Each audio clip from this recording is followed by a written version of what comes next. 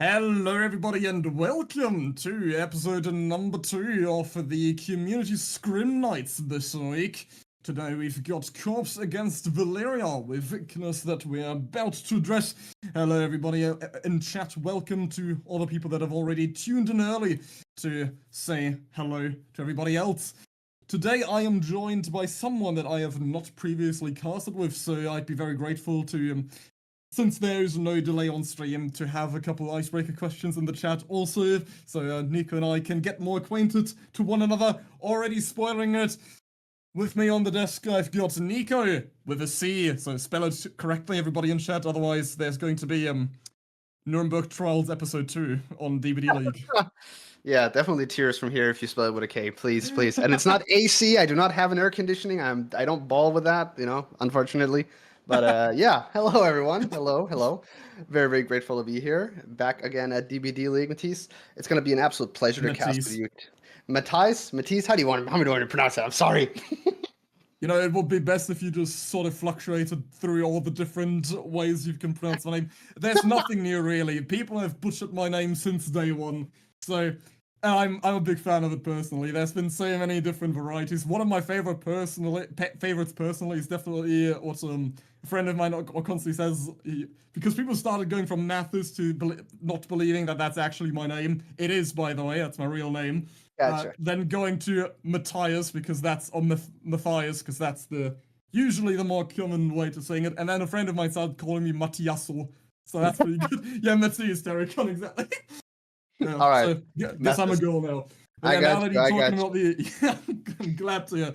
You were talking about the AC. Sadly, I also do not share the privilege of owning one, but I do have a tower fan set up next to me, so to keep my back cool, because I do end up sweating quite a bit, especially during these trying times in the summer. Maybe that's you can relate to that. Oh yeah, as someone who lives in Denmark, we definitely have some trying times in July. It's not too hot, but we are Danish people, so we just get hot regardless. But I will say, speaking of sweaty, we do have some sweaty games going on because the community nights and the scrims are usually pretty sweaty for good reason as well, obviously. Yeah, someone's already highlighting the message here with what's the killer pool this time? Everybody, open your ears. Yeah, be all ears. Is that a way of saying it? Probably. Anyway, let's get going. So, as already stated previously, we've got Team Korpse and Valyria up today. And our killer selection, which is most likely going to be pinned soon, hope so at least, if we've got a moderator available, is Oni, Wraith, Artist, Unknown, and Cenobite. So, yeah. Nico, is there any specific killer that stands out to you that you've got a big and long portfolio of having casted it, and would you be able to share your experience? I mean, one of your top picks, one of your favorites, one of your less favorite picks, maybe? So my favorite pick is probably going to be Oni. I feel like Oni is always super, super interesting to watch. The tactical aspect of when to use your power, how the survivors play around it, will they get into the lockers to stop the slugs and stuff like that. I feel like that's always super, super interesting. Wraith on the Dead Dog Saloon, obviously, is always a treat because that has been researched and played so many times. Yeah. So like the add-ons, what you use, do you use Bamboozle, which people usually do you not, what do you go for, stuff like that is always super, super interesting to me. Artist, our resident proxy camper, Huntress Light, is always super interesting to figure out win cons, etc. And then probably my favorite, if it's not Oni, is going to be Unknown, honestly. Unknown, with being a very, very new killer, the comp scene has already shown how much you can actually get out of this killer with the M2 power, and with just the teleporting around and stuff like that. It's going to be super, super interesting to figure out. Cenobite, kind of an M1 killer with a little bit more, to go with the chains. It's gonna be very interesting as well. I haven't seen that much comp of Cenobite, honestly, so I'm very, very excited to see what they're going to bring out here and how they're actually going to play around the box. Because box logic is something that some very, very high level Cenobites always talk about. Is super important to try to get some craziness going into the match, and I think that can dictate a lot of how the pace of the game goes. Yeah, as you can already tell everybody in chat, we are going to have a night with less calories today, as we've not got Huntress, but Huntress Light instead with the Artist. And the killer set, or not killer set, the sequence of killers was actually swapped around in contrast to what I've just stated. So what you see in chat currently would be correct, posted by Sinister Fox there. So it's Artist, Wraith, Oni, Unknown, Cenobite. So yeah, Cenobite and Artist were already the last two killers, but we've got Artist instead of Oni at first, meaning we've, because I can also agree on the fact that Oni is always the most interesting and fun killer to watch, and not the cast of spreading misinformation. Good one.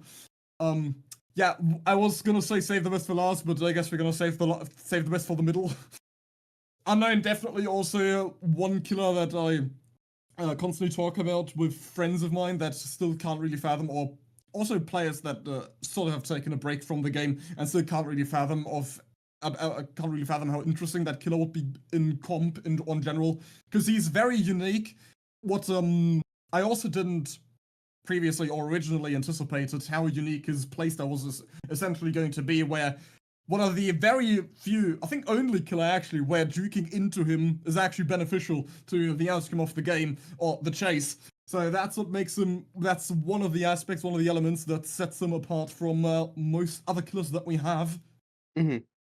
I mean, absolutely, but there's also like the whole mind game of dodging into the killer, and do you have enough time to reach the pallet, reach the window, etc. There's like a lot of small mini mind games that you can do around each tile, so I'm very, very excited to see how that's going to unfold here.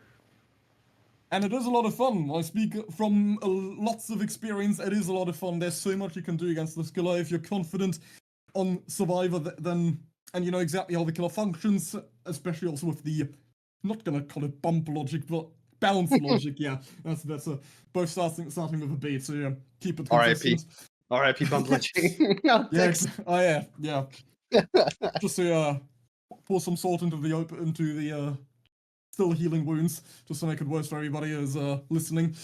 But yeah, with Unknown definitely become one of the more interesting killers in the overall killer roster that we have available, that we can provide you with in a competitive scenario.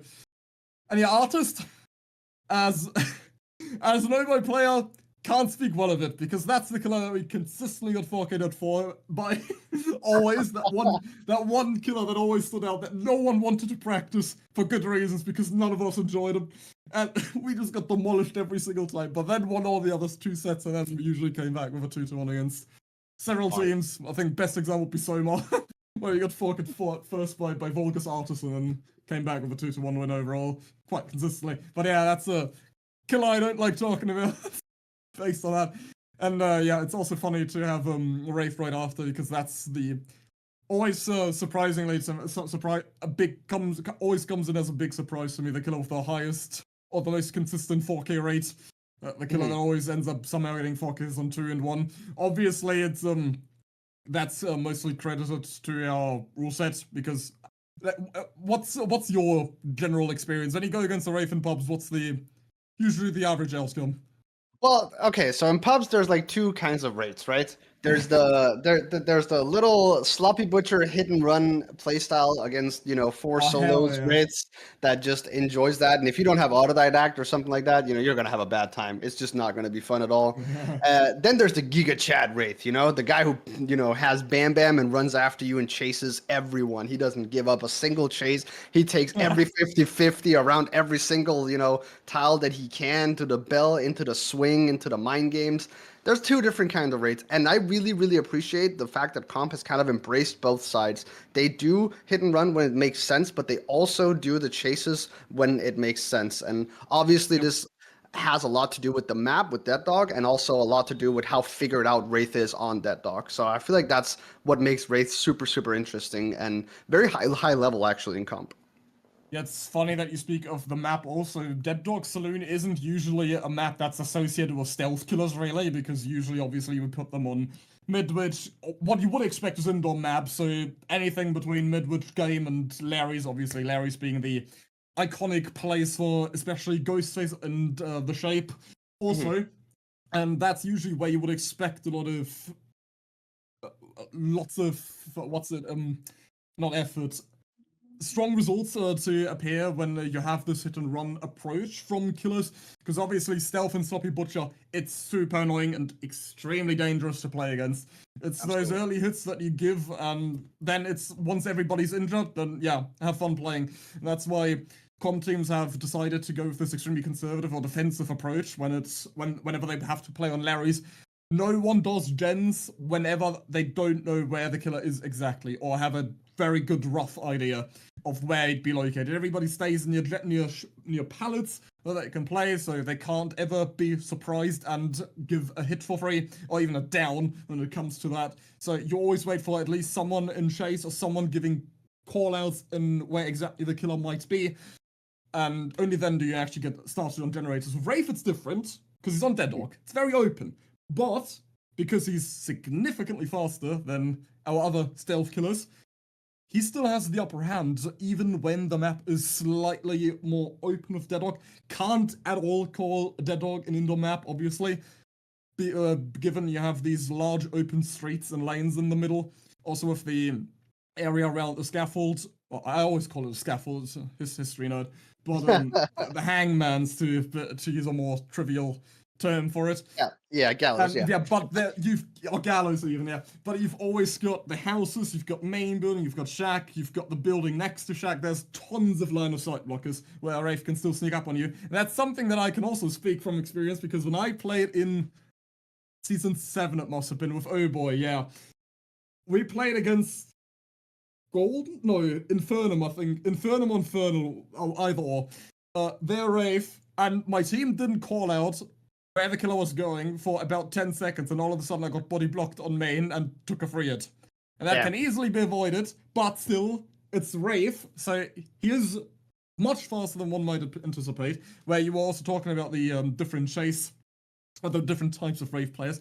You know, the latter I also love calling Flick Phillip, where you use double uncloak speed, and then you just like stand on a pallet and then you flick around the entire tile. That's a meme that goes way back to when Dan and I used to play a lot in 2021, and he always called it Flick Phillip, and I thought it was hilarious, so I started playing it. Thank you very much for congratulating us on the checkmark, partner DBDLeague! Woo! Yippee! Now it's time to grow significantly larger, and we're in game, Nico! Yes, we are. We got the artist, and we already got a tag here, actually, with the first set of birds thrown out. But since we are on this map, we probably want to try to figure out where the gen spreads are good, where do we want to even go here in the beginning. And we do already find someone here with the Ruin, noticing that a survivor has let go of the gen and trying to get onto the Kate here in the beginning. Nice bird set down here. Do we pallet? Nope, we don't drop into the bird again, and that was almost dangerous there. We do get a tag onto Raider instead, but Raider does jump into the locker and out again, and Kate might be in a heap of trouble here. I don't think she's going to make anything. Nope. That's a very, very quick down, Mathis.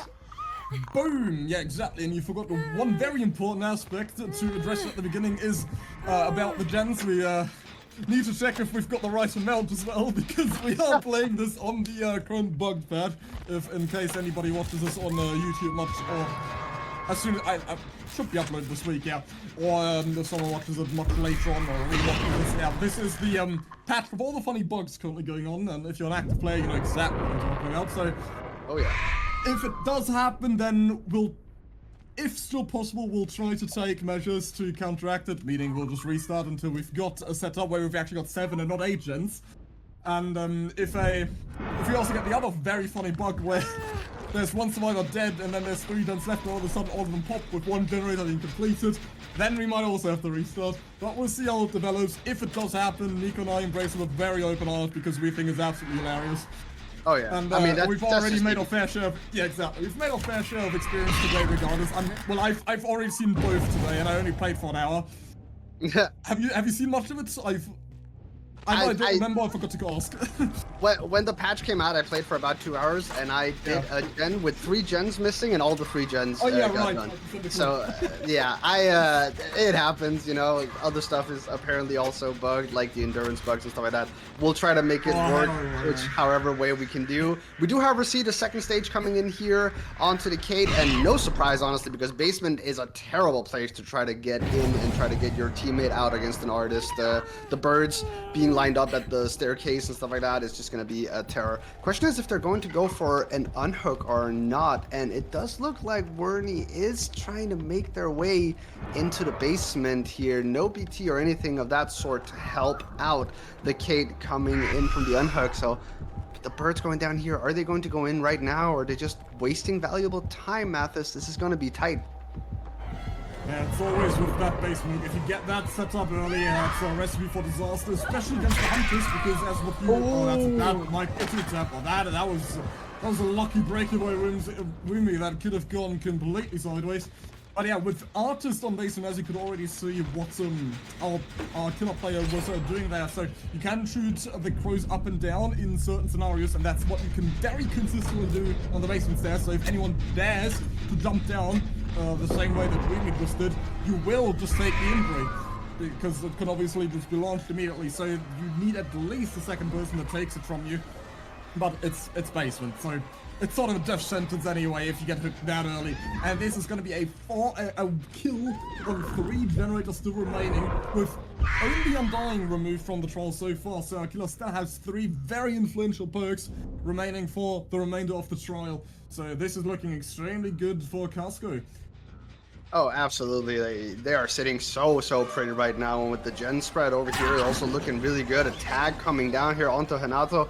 It's going to be interesting to see if they can find a way to not go down in the place where basement is a possibility, because that was definitely the big turning point here in the game in the beginning. Now, is the bird going to be shot away? Nope. Actually, very good pathing here coming from the Hanato. Is going to get onto the truck here. Now comes the window fake, window vault. Nope. We do just path around it instead. Can we make it into the next tile?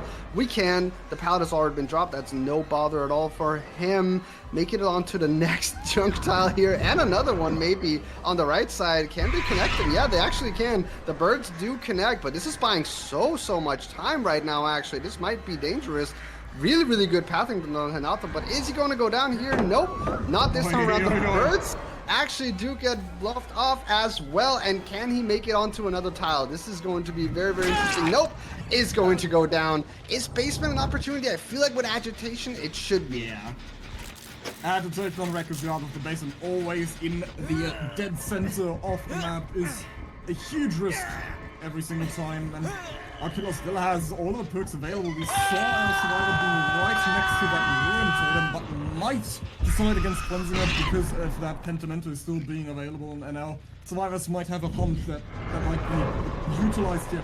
Also very interesting, we didn't see corrupt intervention usually the base cut perk that everybody brings, but yeah, recently it's become, don't know if it's all too recent. I think there's some killers that of some killer players, as well as some specific killer characters that no corrupt has been experimented on. Pretty sure it was a nurse about a year ago, but now with especially with Hillbilly being so unbelievably strong again, or has risen to new powers, it's become less and less popular, I'd say, because now people just think, yeah, I don't necessarily need to push survivors into me because they'll have no other option. They sooner or later have to run into me, and with a killer such as Artist, you can exert pressure right from the get-go at the game.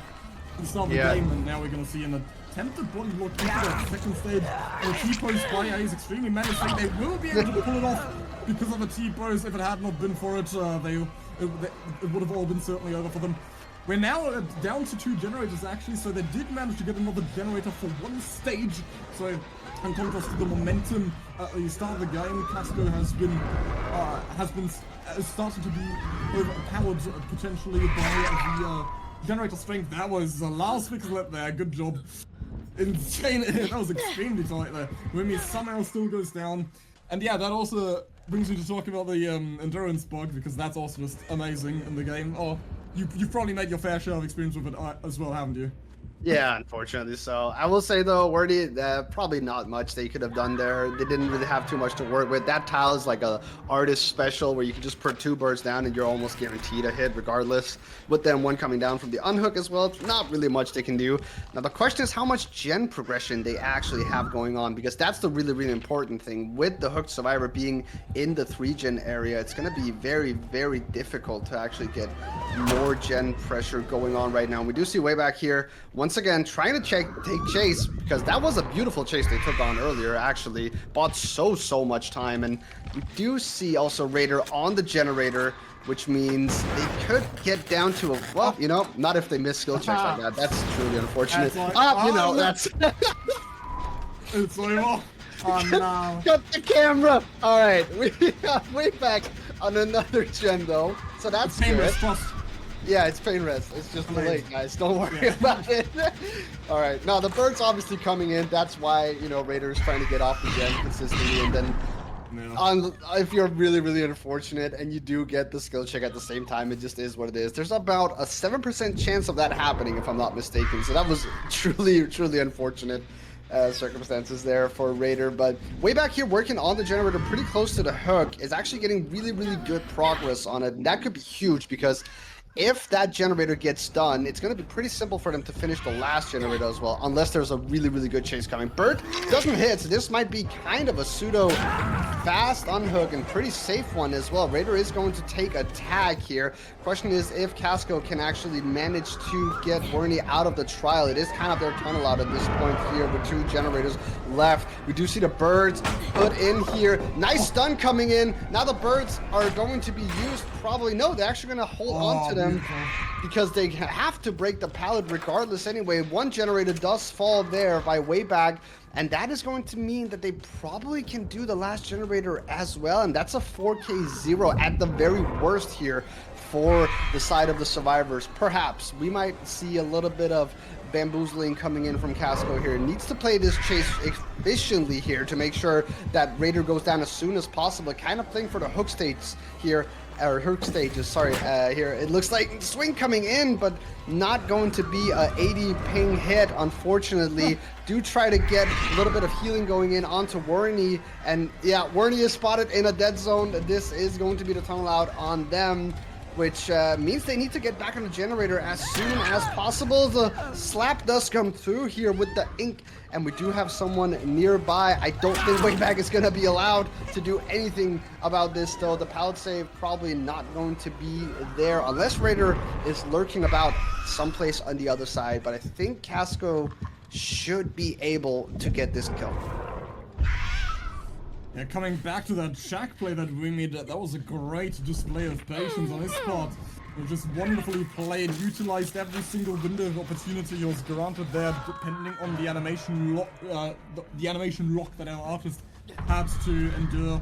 First it was the stun that allowed Wumi to move further into shack and not be hit by the crows, and then the moment the artist started the pallet kick animation, Wumi could immediately leave. So that was fantastic.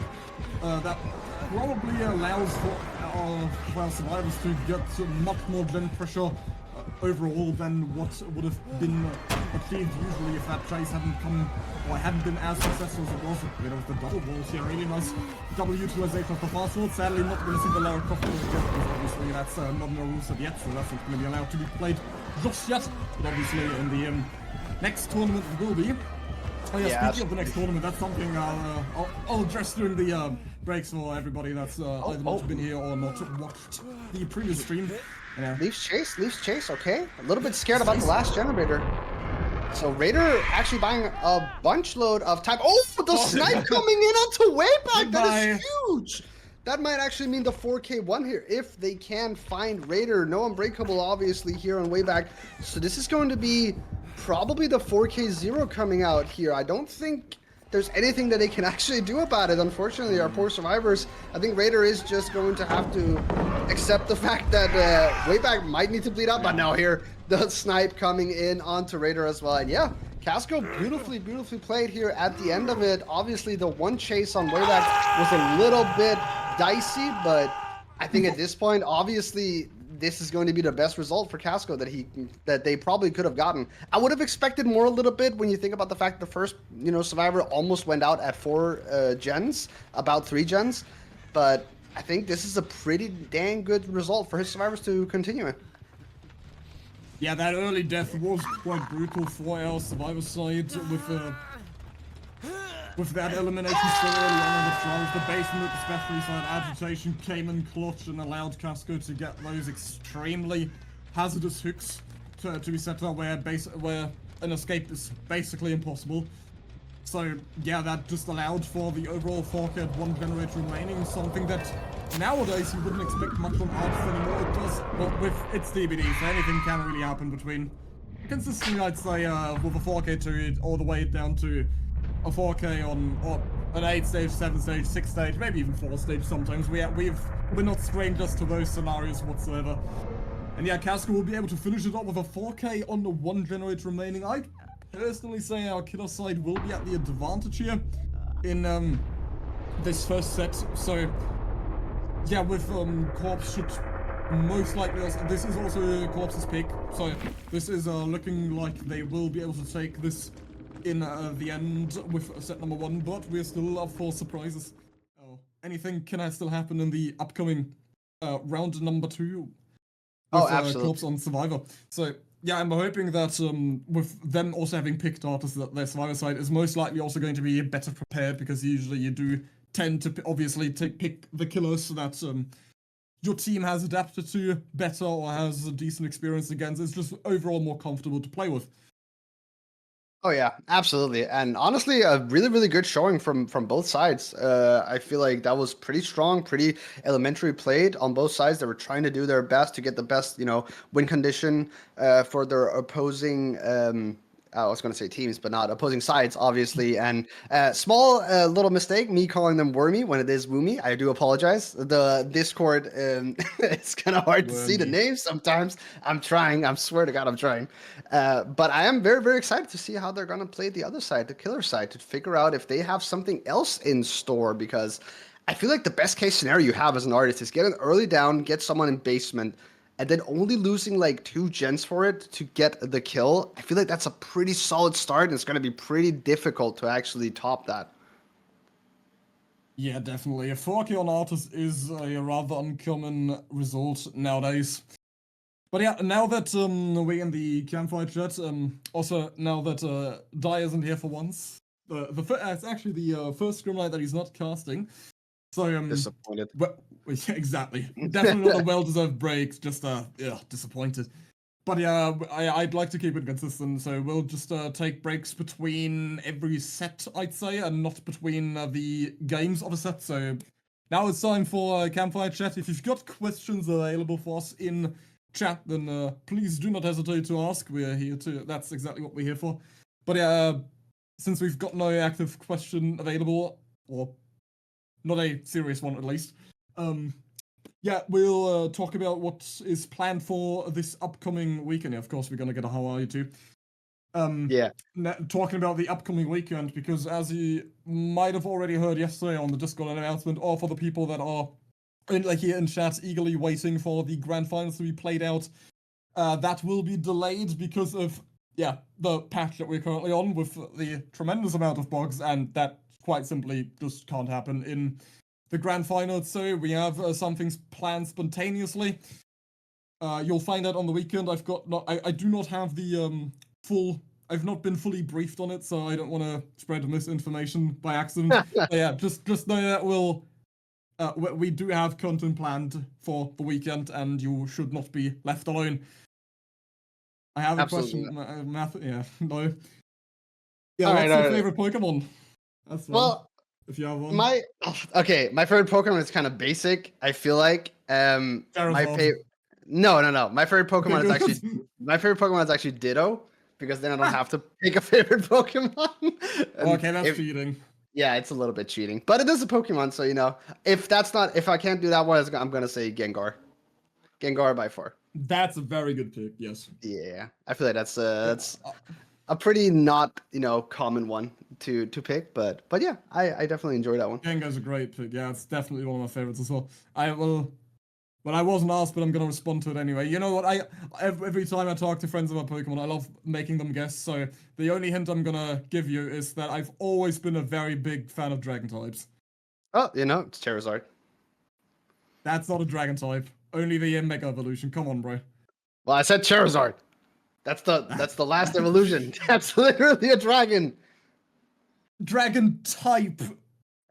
Salamence, that's a very good guess. That's actually my second favorite. If it looks like a dragon, it's a dragon. I love the 3rd generation to death, though. That's probably my favorite. Yeah, someone said Dragonite. That's it. It's Dragonite. Garchomp right. also amazing. It's probably Dragonite, Salamence, and Garchomp for me. That's my top 3. That's crazy. But I'm also a very big what's it called? Heracross fan. Yeah. I have no idea what Heracross. Pokemon that is. It's Flying Fire. It's the second generation. It's one of the very rare bug types that you get from headbutting trees from the first forest. A Haxorus. It's cool, yeah, but I don't like single types. Someone just hit me with an actually. It might be a worm. I hate everything. You've been hit with a worm. Is your window open by like a passerby just threw it in or? No, it was the chat, but good one. It might be the Oh yeah. Yeah. I do love headbutted trees. Yeah. Someone's also someone with a check mark is also asking, why are you Vindy? I have no idea what that means. You made him say it. Yeah. I don't know what that means. I love Vindy. Don't know what it means. It means Tanner. Huh? Shut up, Vindy. I'm so confused. Everybody watching is gonna be. There's like 10 people that recognize what that means. Favorite DBD bug, patched or unpatched? I have one. I have one. Okay, go. Easily, when I don't know if I can say if I use that or not because I might get no, I'm probably not gonna get banned for that. Okay. But that was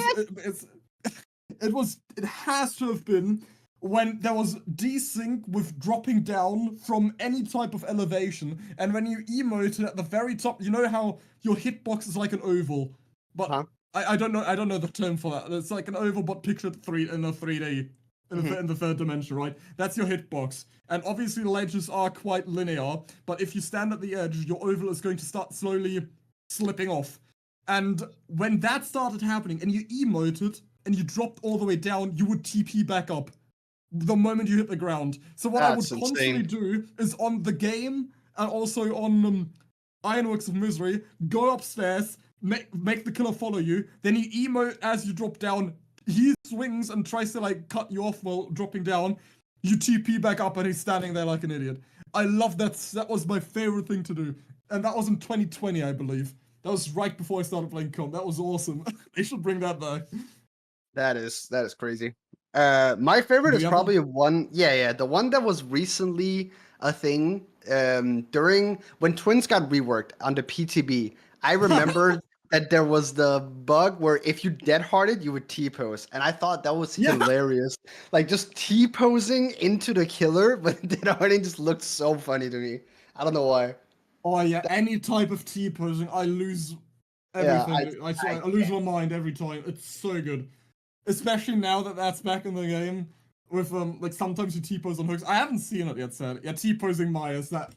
Oh, dude, that was a thing in 2016 already, on old, like, when the DLC came out. Sometimes you just, like, for the entire game, he just T-posed, had no animation, and then, like, he would, like, get close to you and you just get injured and so on. That was so... I had, like, a picture of that as well.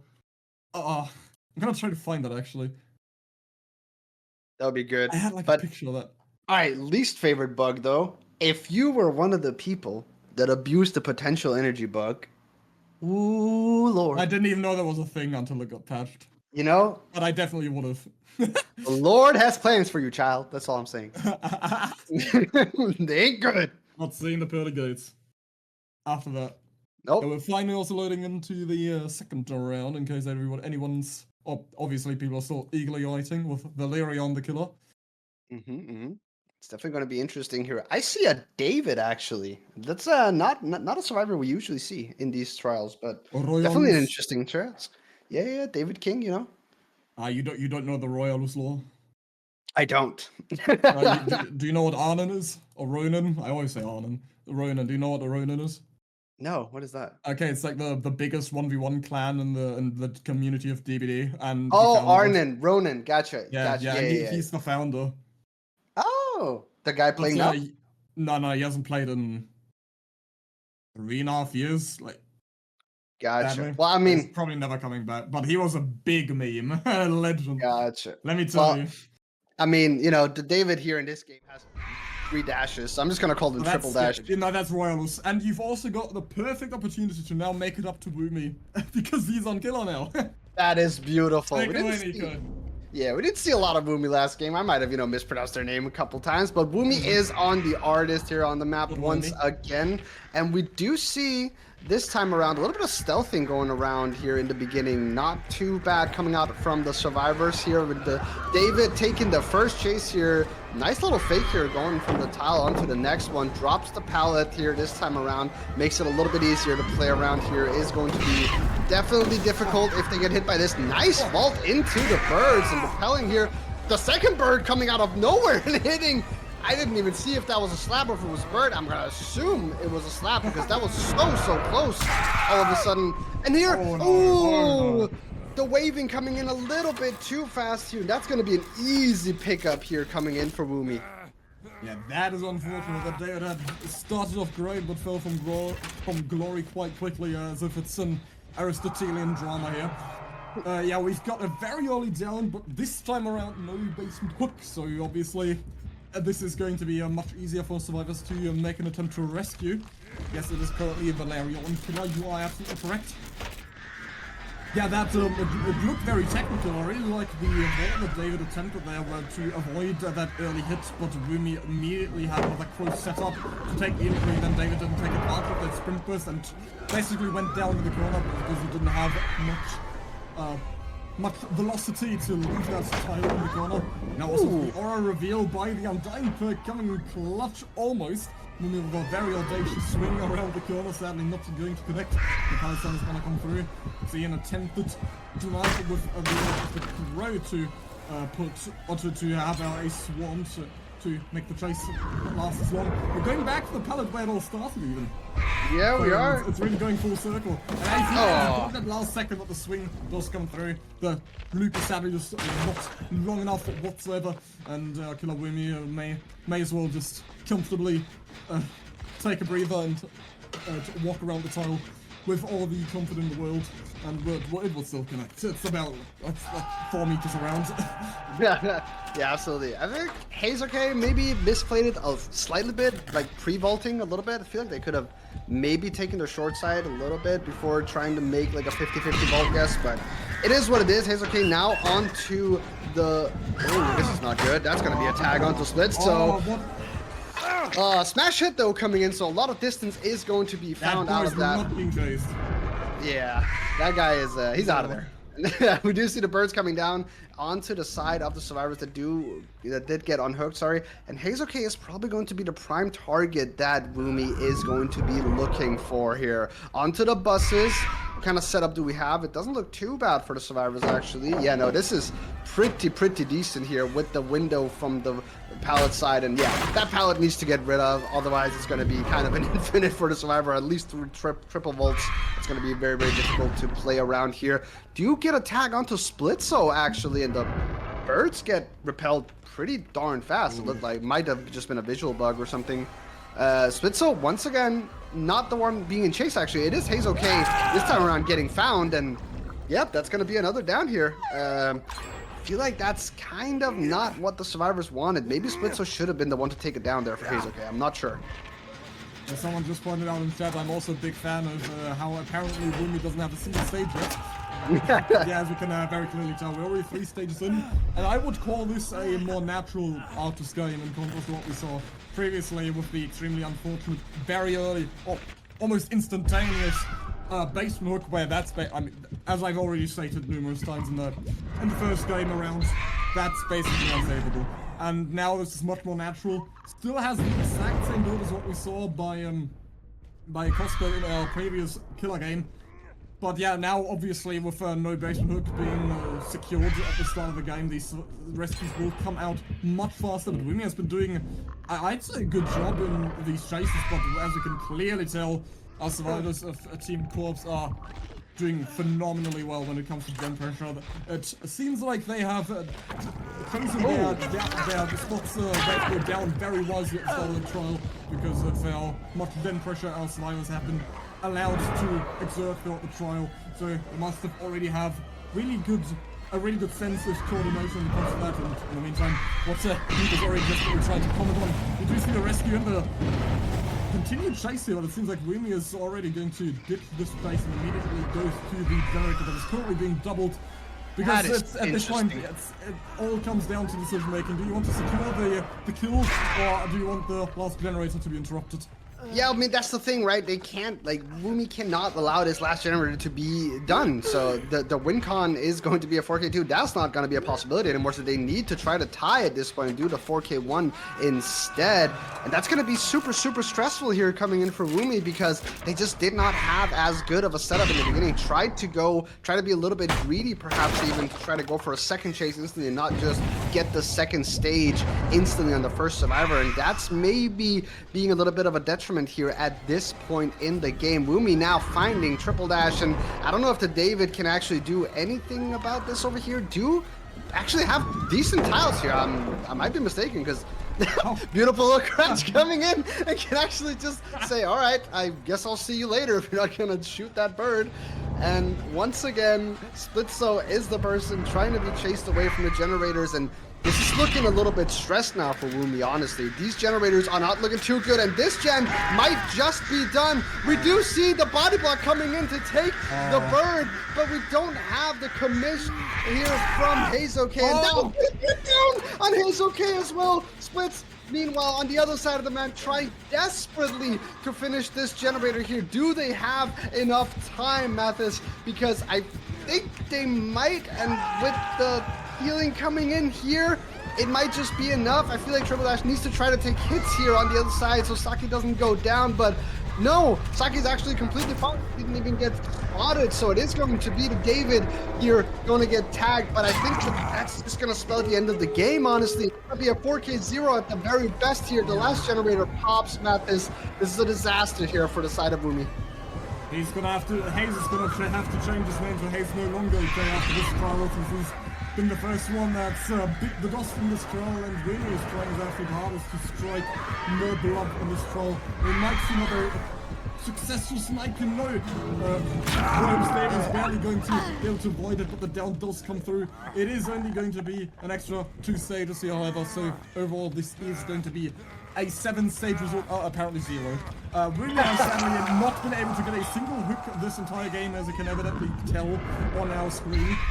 So yeah, that's comes full circle to my prediction. Not really my prediction, but my expectation when it comes to artists. Oh look, they're kissing. That's so cute. When it trying to come back to what I said previously about artists, where it can really be anything between a 4K2 and 4 stages, and Wumi was kind of in the middle of that with the 7-stage result. Had a very promising start, but as I said, phenomenal gen pressure, and that is going to wrap up set number 1 with a first score, or with first point to going to Team Korpse, the killer that they picked, and they will be able to decide the set for themselves. Oh yeah, absolutely, and I feel like they did super, super well. You know, they showcased why it is so important to get a good start in Artist and get that second stage, confirmed, and they got a kill even here at like 4-3 gens left. Beautifully, beautifully done, and you could just see Wumi didn't have quite the same impact in the early game. Did get 2 early downs, but it just didn't translate, unfortunately, with the game plan that they had in mind. Yeah, exactly. And then we've still got 4 more sets to go. We'll see. As I've already stated spoiled at the start, after a short break, we'll see how that is all going to unfold. Wraith next. This time, Valyria's pick. But we are obviously... and this is also going to be Valyria starting on the killer side on the Dead Dog Saloon. So we'll go from green to brown with regards to the color palette off the map. We'll see you after a short break. Stay tuned, everybody. Boo! I just uncloaked and spooked you. Did I get you? Haha, that's funny because we're now in the Wraith game. You know, personally, I do like playing Wraith in pubs as well, so it makes sense. Okay, I didn't just take that. I just didn't take that out of the blue. Yeah, insane introduction. I know. Wumi once again on the killer side, representing Team Valyria against the survivor side of Team Korpse. I think we've talked plentifully about Wraith in the introduction, so there's no more room to do it now, and instead we'll just focus on the game at hand. Already going to see at least 1 wall being broken, so that is not going to be too annoying for Wumi in the later stages of the game, because that main building can be quite a pain if you don't get rid of it early and don't have Bamboozle available, but I do think usually Wraith bring it regardless. But yeah, we see the first chase, and apparently, in case anybody wants to know what this person's name is supposed to be, what's 9 plus 10? There we go, that's what we get with the Wraith as well. What I absolutely love to death is the potential body blocks. That's no way. We got the flashlight, so if they actually manage to set it up, 21 will drop back down to the ground. Or triple slash. I was about to say 21 slash triple slash, but yeah, that's a mouthful. Regardless, do you actually get a flashlight savior phenomenally timed by Yasaki? Has his team on his back, and they're not going to bite the dust just yet, despite that very early down onto slash. Getting a body blocked on that main building. Phenomenally played by the Wraith at first, but the survivors managed to recover from it successfully. There's a new bug! Damn it! Oh, the Sloppy Butcher heal is going to be interrupted, however, and we do see Saki trying to take the hit here for his teammate. Is going to be able to. 21 is going to get out of harm's way, but oh, thank God the damage bar is away. That bar was tilting me, I'm not gonna lie. Something very, very interesting though to notice is the fact that Wumi didn't opt to take Bamboozle, and I'm kind of perplexed about that, honestly, Mathis. What are your feelings about that? I feel like that's such a core part of playing Wraith on Dead Dog. Yeah, to be honest, you're talking about the body box or what? No, the Bamboozle. The fact that that the Wumi elected not to take it. Yeah, Dead Dog is definitely one of those maps where you would like to bring it, depending on the sheer density of tiles that we have with all the windows. Basically, every single tile has a window that a survivor can safely play, or at least extend the chase drastically. Even that, what people like to call the worst version of Shaq, that Wumi is currently looking at right here. That is usually one of the fewer windows that are absolutely terrible, but usually we've got a long wall here that the survivor can very safely play. Not bringing that Bamboozle, or not bringing any chase perks at that matter even, is quite a risky move, because Bamboozle does help out tremendously in chases, and instead we've got a full, I'd say full slowdown to say the least. Sloppy Butcher obviously not applying to generators, but yeah, everything else certainly does. But instead we've got the Shadow Dance and the Swift Hunt going to help out tremendously. So every time Hercule is cloaked, obviously you will be able to break pellets quicker, vault faster, and uncloak faster as well, which is incredibly important for chases. And besides that, it's just all going to be Sloppy Butcher with the hit and run playstyle that we addressed earlier. But so far, basically what our killer player has been utilizing this for, has been getting injured whenever there's body block, so it just takes longer. Or there's a greater toll that our survivors have to pay whenever whenever anyone's injured. Also, thank you very much for the gift of subscription in the chat. Wowie! All right. Enjoy the emotes, HRW, or as a certain other streamer would say it, HRW, thank you for subscribing. You get to keep the cap emote and link it. Welcome to the community.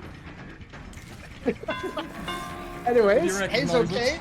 I did. Hayes okay does, however, get the tag onto him. The endurance is there, and one generator gets popped here in the distance as well. The eruption was effective last time around. Are they going to be able to get this hit off? They should, at the very least. Can they go down in the open? They can. Is Saki around to maybe get a flashlight save going again? Not this time around. The 180 make sure that it happens. But the head-on actually comes through from 21.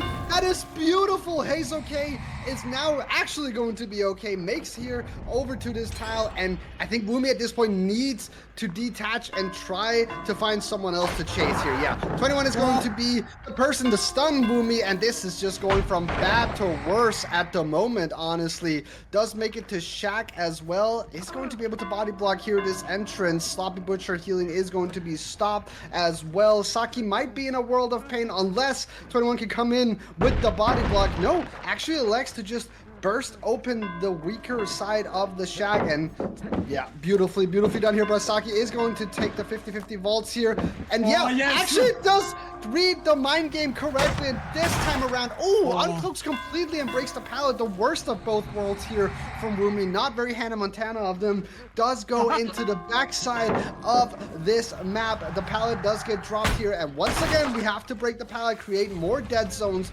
But this is not even the place that Wumi wants to be, I'm pretty sure. Do they know that 21 is around? They might have seen the scratch marks, and yeah, that is going to be the case. Wumi is going to get a tag onto 21, is going to get out of harm's way, and with 2 people injured, Splitso is the last one to actually be able to set up any kind of save, but we have basically everyone accounted for it except for Hazeok. The swing here does not connect. Very good internet coming in from both sides. And yeah, I think Hazeok might be on a generator with 21. Yeah, they are. They're definitely on that one. 70% done up until now. And Splitso is kind of hanging around the area as Saki is almost fully recovered. Here we do see the kick onto the gen that they were trying to progress over here on the other side of the survivors. And did we get a down here onto Hazeok? That would probably be the best case scenario. The swing comes in a little bit too late, unfortunately. Hazeok with the beautiful pathing doesn't get here. The vault, unfortunately, medium is not going to be enough, and this might be a little bit of a snowball. Saki has been recovered and gotten up, however, and is going to be fully healed as well. Now 21 going down would be a little bit of a snowball coming in for Wumi. I don't know if 21 has much to work with over here. There's this pallet, and I think that is about it. I feel like cloaking and kicking is probably the best thing you can do here, but Wumi, nope, just going to actually cut them off. I don't know how in the heck they didn't get that hit off, but yeah, 21 finally goes down. The gen here being done, and with the person being recovered fully here over by the windmill, this is disastrous here from the side of the killer. I mean, Wumi is in a world of hurt right now. I don't feel like they've successfully snowballed this game from the beginning, Mathis. Yeah, with Saki being able to abuse the, predict the constant pallet vaults and body blocking of not allowing the Wraith to go for the kicks on the pallet with his ability, which obviously with Shadow Dance would make it much faster, basically a double brutal strength. You know, I wouldn't put it past Saki to start jumping on the tables in the middle of main building and really make it the High School Musical with Hannah Montana. I'm unfortunately getting stuck up here. Smart decision also of just going down up here, because now it's gonna take Wumi longer to go around the building and get set up for the hook. And actually, yeah, I'm contemplating it. It's usually well, if he had grabbed that, would have cut I would have saved the most amount of time for our killer, and if he had vaulted down and got hit on his way down and would have actually landed, then the killer would have been forced to vault, pick him up, etc. That's actually the best way of wasting time. So even if you're running towards a window and you know you're about to go down, just vault it anyway, because it's just going to waste an extra 5 to 6 seconds on the killer's side, because he has to go through all the animations. So, something to keep in mind for everybody playing. So far, survivors have been doing phenomenally well in these chases, mostly thanks to that flashlight save that turned the tide entirely in the early stages of the game. This could have gone completely south for our survivor team, but Korpse are showing a great performance and decent consistency also, considering their first game against Artist on the survivor side, and now they're putting, or as Dial said, they're putting out equal juice on their second survivor round. So far we are only seeing 4 stages, which, to be honest, is sort of underperforming for a Wraith. But these survivors have been doing phenomenally well with hit tanks as well. We basically always see, or I don't remember a scenario or a chase where we haven't at least seen Saki take it at some point or another. Yeah, it definitely seems like Saki is the person to go for. Yeah, true. The head-on save. Well, that was 21 though, but yeah, that was still beautifully played by both sides here, or by the side of the survivors mostly. Splitso here now gonna get tagged here. Likes to run towards the main because they are already setting up here with Bite the Bullet. Actually, a little bit of a healing. That's a really good perk to go against, or to have here against the Wraith with the Sloppy Butcher. And oh yeah. It's the gen spread is just so unfavorable here for Wumi, but with the eruption coming through and the pain risk coming through on Saki that they had the down on last time, it definitely slowed down the game a little bit. But this gen spread is Yeah, it's probably the worst that you can probably have here on Dead Dog at this point. Wumi does get the tag onto Hazuke. Once again, Hazuke needs to have another juicer chase. Saki is going to hit second stage, actually. That might be very, very huge. Question is Splitso and 21, are they pumping out a gen, or are they going to try to get Saki off that hook? What? That Wraith got the pallet! That was something. I don't know what happened. It's a great depiction of fraternity there. Seems like our Wraith players feeling quite pitiful of ourselves. You know, people in chat are talking about Terminator being in game. You know, might as well just do the impression of next time we're in Chase, you're gonna be in for a treat, trust me.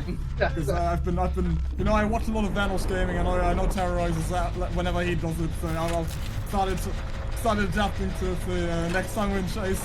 Still eagerly waiting. Oh, here we go. Okay, got Wormy on the chase against the Adam. Adam, you're gonna go down. Well, get back to the chopper. Well, get back over here. I'm gonna put you down. Wumi just chased him off of the generator. It was about 80%. You're not the predator, but I'm still gonna put you 6 feet under. Lord. Help. Oh. Doesn't like not to I'm a go. bodybuilder, look at me, I'm so sexy. Oh my god. I competed in the 1980 Olympics, don't tell anyone. Oh, Mr. Olympia. Someone get their boy. So the average Austrian source, yeah. Very true, very true. Saki here with the vault in the shack is going to be in a heap of trouble, but we do see the last generator actually pop in here, and the question is, can Wumi get more than the 2K here? Saki is on death hook as well, so with the progress, oh, that was a interesting little hit, and not hitting once again. That's nice. Yeah, electing to leave here. So okay, prime person to get right now would probably be Splitso. If I'm not mistaken, Splitso is still a fresh hook, so that would be the best person to get. Splitso is also getting Mr. President out of here, is going to elect to leave early. And now, can Saki actually get the hatch? Yes, they can! There's absolutely no way. The 3-man out, and not a bunch of hook states coming in here, unfortunately. You know, 3 fresh hooks, 6 states. That is not the most to come here for Wumi, and that's a very, very tough one for his survivors to actually match, I feel like. Wumi put the cookie down! And Saki made it to the chopper! Okay, I'm gonna stop, that gets old now. Yeah, that's a ridiculous result now at the end. That's unbelievable. Saki somehow being able to win 2 incredibly close 50-50s on... Yeah, he's supposed to help in the chat with that incredibly close 50-50 on the pallet in the corner. So yeah, that's incredible actually. I think that game basically gave us everything, didn't it? We got a flashlight save at the start, we got a head-on save, then we got, I want to call it a juke, but I can't call it a 360 because obviously he just kind of like either he got cancelled on swing or he's accidentally like let go mid-swing, so the hit didn't connect quite as it was meant to. So yeah, that's actually we've seen it all, and then all those misses at the end there. So Toxic Bully scored almost, but yeah, obviously not. But it was quite funny with the amount of variety, the variety of trying to find a word that's somewhat formal, not joke. Look, you immediately get a sub gift as well. Thank you, Hersh, for the sub. Enjoy, Nico. Now you can post DBDLeague easy in chat. Porkies? Yeah, we've seen a variety of attempted outplays and very successfully so also. Great variety in this game. Yeah, Hersh gets the second cheese wheel. That's our rewards, by the way. Whoever wins the best of 5 gets the cheese wheel. True. You know, funny enough, yeah, that's solid as well. You know, I was about to reflect on the cheese wheel part, because I think a cheese wheel would actually be more expensive than what basically 90% of the community actually pays out. Oh my God. Because cheese wheels can be quite expensive. I mean, there's like 30 euro ones, but they go up to a couple of grand if it's like really, really, really good cheese. But even the 30 one would be more. Where are you buying cheese? No, look it up. I swear. I am not buying cheese for a couple grand. I don't know where you're buying cheese. What's like a good cheese? I don't I like that we know. talk about this as well again. Like when the last time a cast of die was all about cheese, and now we're going full circle. What is it? What's like the cheese you put on, for example, pasta, but not as like that Parmesan? Yeah, that's a good one. Parmesan. Wait, I really want to be funny here. You remember how they called it in Rick and Morty? Like they went to the reality where everything is the same, but Parmesan is pronounced differently. Yes. Parmesan. Parmesan. Parmesan cheese wheel. Let me look it up. How much is it? Oh yeah, 2,000. First one that pops up. Huh. Parmigiano Reggiano DOP. Whole and half. 2 grand. Okay, but how much is that? Is it like a big Yeah, it's wheel? It's a big boy. Yeah, so it's like a big wheel. So no one's buying that. That looks like 10 kilos. No one buys 10 kilos of cheese. I would. Guys, if you do, I'm sorry to tell you, you have issues. Dude, that's lovely. Just imagine the countless possibilities. You put a hole in it, and then you've got a pool in cheese. A what? And then you can make pasta out of yourself. But you can make pasta without the cheese too. But it wouldn't be as fun. But I'm gonna lose it, guys. You get the cheese. Yeah, Jesus. Yeah, cheese is going to. Someone said in chat exactly. You know. Every time I'm here, I ask them. So, what's your? Now that we get to this topic, anyway, what's your favorite kind? What's your My favorite kind of cheese? Yeah, if you've got one. Mozzarella, probably. Wow, that's boring. What? I can't have a boring cheese to be my favorite? Yeah, what you the can't. Heck? That's too basic to like. Everybody loves mozzarella. What's your goat cheese? Raclette. Raclette. Ew. That stinks. It does, but it's delicious. I can't. If something smells too much, I can't take it. Goat cheese is good. No, someone get Savannah out of here, guys. Mozzarella's the pizza cheese. Yeah, it is. Well, not even as often. Like mozzarella's usually raclette is the best. Oh yeah, well, someone agrees actually. That's crazy. Is that some European cheese? It might be Swiss actually. I think it is Swiss. Yeah. Even our moderate, one of our match staff in the background is agreeing with me about that. One of our match officials immediately get added. Raclette best choice. Yeah, see, I'm right, you're wrong. Deal with it. It's opinions. There's no right or wrong. Yes, there is. Evidently, there is. Cry about it. And have we got more? Yeah, blue cheese also actually very underrated. You know, it looks scary, but it's actually quite nice. Yeah, I don't. Cheese, exactly. I don't. It costs like £3 for like 1 pack. Come on. That doesn't mean I like it. No, I'm talking to someone that. Because Cindy said Matthew flexing his money, rich people cheese. It is. Oh yeah. He's rich. Cost the money. So good. It costs the money. Yeah. I get paid, right? I evade taxes. Anyway, has anyone got another question? We call Matthew a cheese boy back in my village. Oh, it's a great honor. Thank you very much. Little raclette boy. Have you heard of the Sainsbury cheese bandit? No, but now I'm very intrigued. What is that? Sainsbury is like a chain, right? Yeah, I'm talking about the Sainsbury. Of course, I know what Sainsbury is, but I wasn't sure. I don't live in the UK. I thought you were asking. I'm just asking. No, I'm asking if it's a chain. I'm pretty sure it is. Yeah, it is. It is. Yeah. It's like a Costco kind of. Yeah, exactly. It's it's the British Walmart. No, it isn't at all, but yeah. Yeah, no, Walmart is like a actual mall, right? Yeah, Walmart has guns. No other store does. Nothing compares to Walmart. That is so crazy. Sainsbury cheese bandit. No, it's awesome. Yeah, actually insane that they just have What's guns. The Sainsbury cheese bandit? Okay, well, the first thing I got is Sainsbury's cheese and bacon bites. That looks not edible. Nothing's popping up. We tried budget cheddar cheese from major supermarkets. Thank you, the Daily Record. Best vegan cheese. I didn't ask. No, it's not popping up. British warm. I'm Scottish. Your cabbage patch kid. Immediately, my tryout Scottish accent comes out. British that was definitely warmer. a sentence. I'm Scottish. Your cabbage patch kid. Is haggis from Scotland? Haggis is from Scotland, right? Welsh or Scottish, yeah. Yeah. Rate my Scottish trial accent, Brim. That's a crazy thing to make, by the way.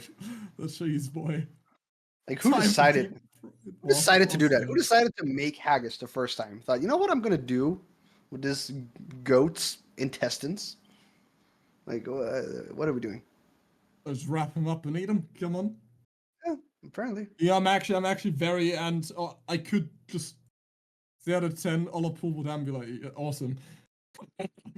I'm actually, I firmly dislike eating intestines of any kind. Like, I'm a big meat eater, yeah, but I couldn't do organs ever. Just doesn't appeal to me. What about liver? Nah, can't. My mum used to make liver when I was a child, and the smell would make me so dizzy almost. Like I had to vomit sometimes from that. Interesting. But she loved it. But even though liver and heart are supposed to be extremely healthy, or if you're more interested in the fitness industry as well, it's very anabolic to eat those. It's extremely healthy, very beneficial for. Yeah, just look at Liver King. Health. That guy, you know. Yeah, that guy exactly. Like if you eat liver, you look like that guy. It's definitely nothing else. He's a real human being. No, but in general, for just decent nutrition, liver and especially from, I mean, cow meat is usually the best anyway for nutrition. But if it's liver and heart is extremely beneficial for your health. Do not look at that guy. I don't know what you're talking about. He's my inspiration, and I'm on 3 different types of syringes. Come on. You may not like it, but that is peak human muscle body right there. Your body should look pregnant while you have abs. That's how it's supposed to be. Oh no, bro. Anyways, into my head. While we do load into the game, I did notice that Wayback was talking about their Dead Dog Saloon fits. I'm gonna chat to rate it here when we get in. 1 to 10, rate the fit of Wayback. I'm sure our beautiful observer can get a little bit of a close up on them.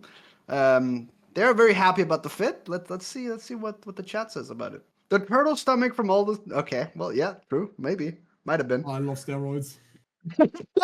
But hello. They give me purpose and self-esteem. All right. So don't worry, guys. I'm never. No, love betrays you. Something usually. Fair enough. Anyways, no Bam Bam once again. Experience to talk about, but yeah.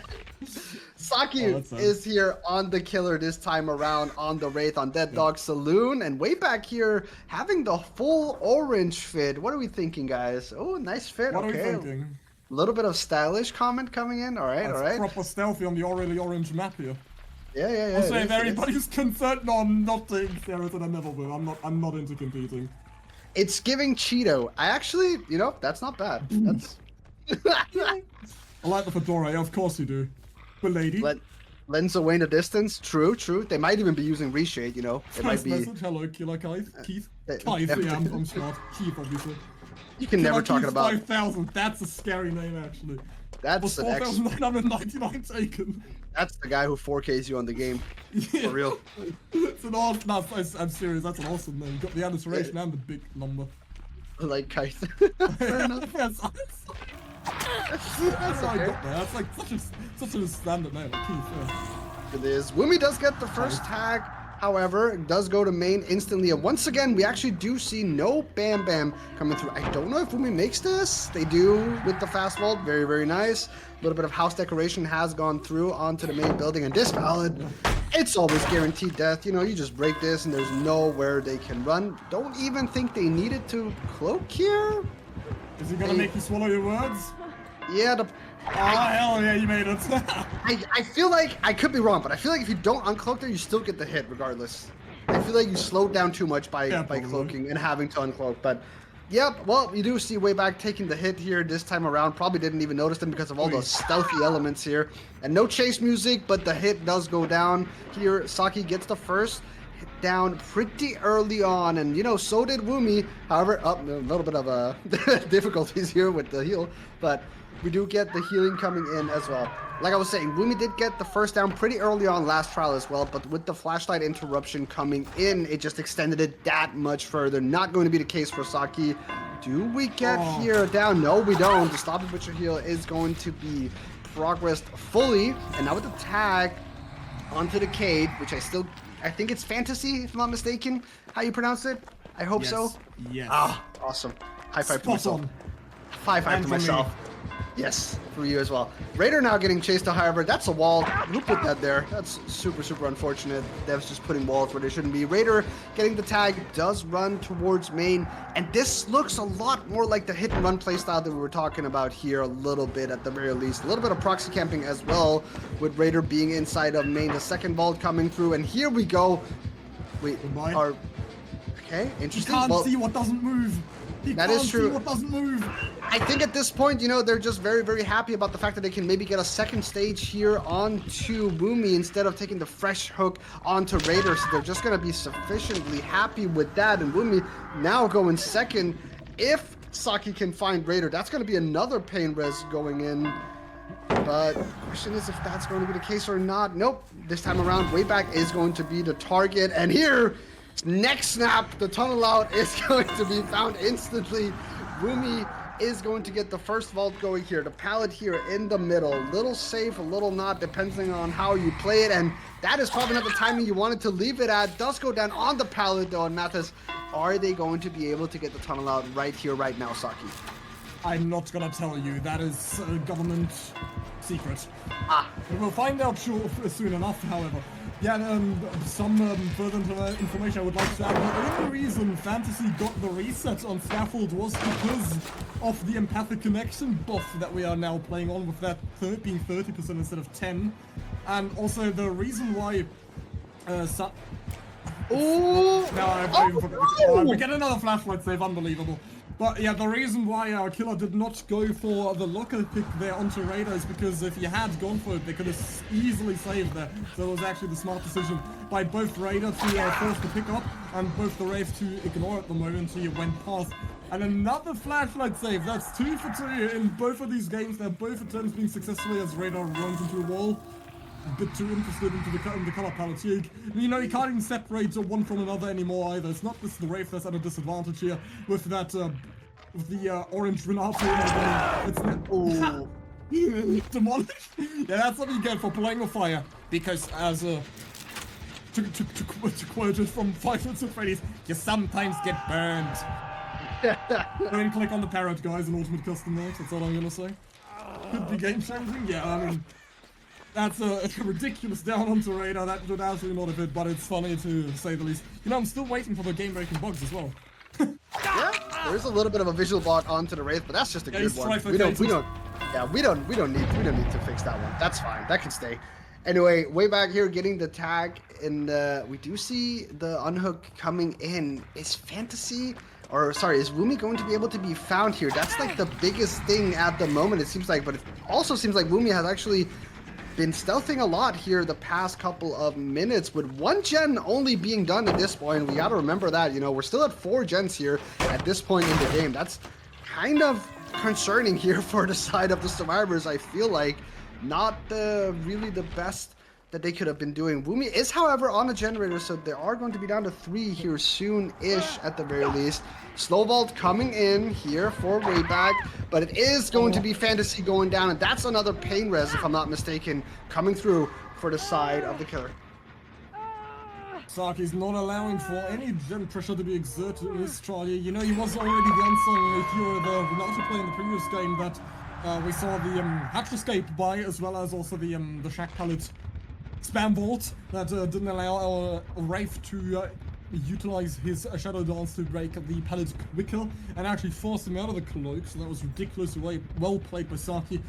And it makes sense that he's also now the one representing his team on, or as the killer with the Wraith, because it was very obvious that he had a decent amount of experience on or what to do against the killer. Very evidently understands it as also deciding to split stages here, as he's been unsuccessful in finding his tunnel out.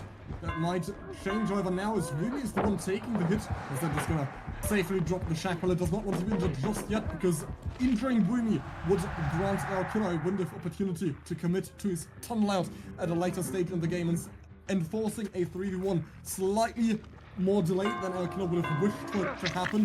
But a 3v1 is a 3v1. As long as there's 1 gen standing still in the game, then there's plenty of potential to turn it around and make it a 4K in the end.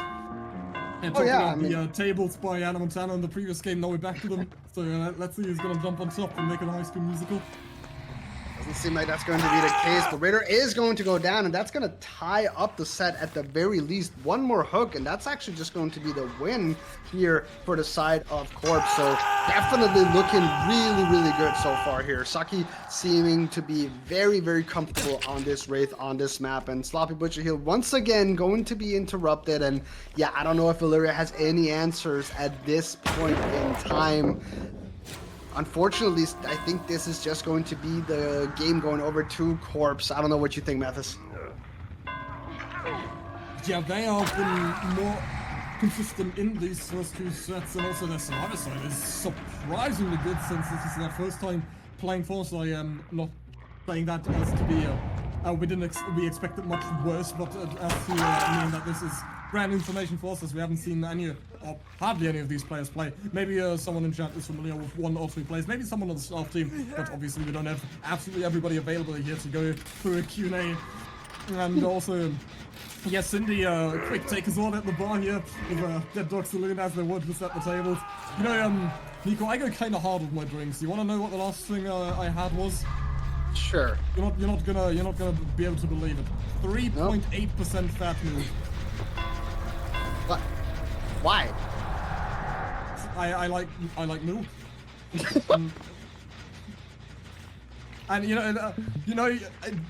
do kind of need it with a low amount of fat in it, like percentage-wise, to mix it better with other drinks. So, like, if you need it for protein shakes, like for instance, that just makes it way better. But high-fat milk, chocolate milk is the best. Come on. Yeah, I actually don't drink alcohol at all. That's why. I do enjoy chocolate milk. Chocolate milk hits kind of hard. Oh, a little bit of a... Yeah, Markiplier's chocolate milk ready for you after the game. Hell yeah. Alright, we're going into the comp corner here, however. Rumi is going to put down the firecracker and the nodding coming through here.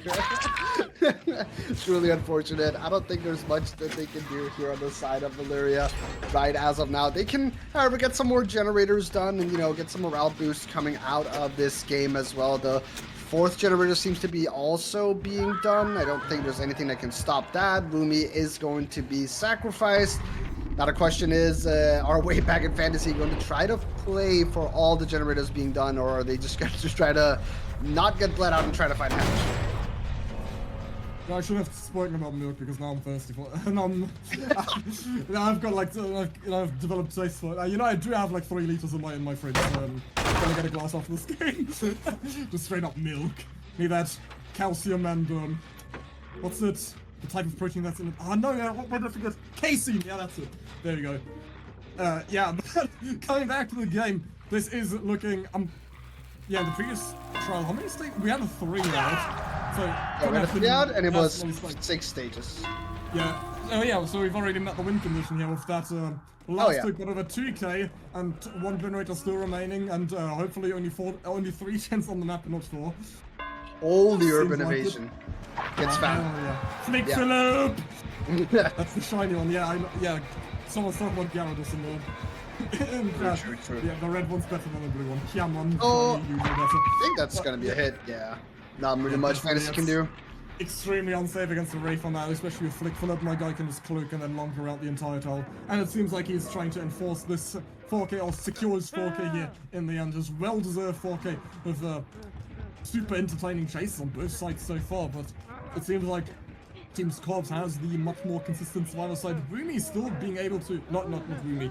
Rumi was able to get, or Rumi was sadly not able to get a lot of stages in the previous trial. We also get the stun here by way back in the ability, which is going to give us a decent amount of time, or give him a decent amount of time to get some triggers on that heal, but it's not going to be enough whatsoever, and the down could come through here at any given moment. We do see the triple wall. The winner's not going to block. My boy's shift tacking. The game might have already been over, but he's still trying his absolute hardest. He's giving his heart out. Has to be respected here. Got the... Oh, he's breaking the wall. Yeah, that's cheating. Come on, man, that's cheap. He's getting his... He lost to the shift tack. He has no other option. Yeah, get sandbagged, idiot. Yes. Hell yeah, now go for the CJ. No. He's getting the 1v1 time going in here. He can't play the ladder right now. He's getting it here live here at DBDLeague instead. And we do see a little bit of a 50-50 coming in here. I don't think this is going to be anything they can do about it. Both sides just having a little bit of fun, it seems. Wayback is not gonna get hit, however. Oh, this guy's gonna piss me off for this game. That's unbelievable. How did he make it out of that? This guy has resilience level 4, I swear to God. That is crazy not getting hit all of those times. And now, Fantasy. Oh! The Giga spin coming in. But my boy didn't even love what he did to it at least. Yeah, both sides having a bit of fun here. This is good. This is good fun. Oh, there you go. Enemies necessary! Enemies necessary on the power! My man. You know, I love that perk actually, because it does look like you're starting a fast forward animation, and killers tend to already anticipate that you're about to be in the animation lock and go to the other side, so that perk is actually very awesome in Chase, especially against Spirit also.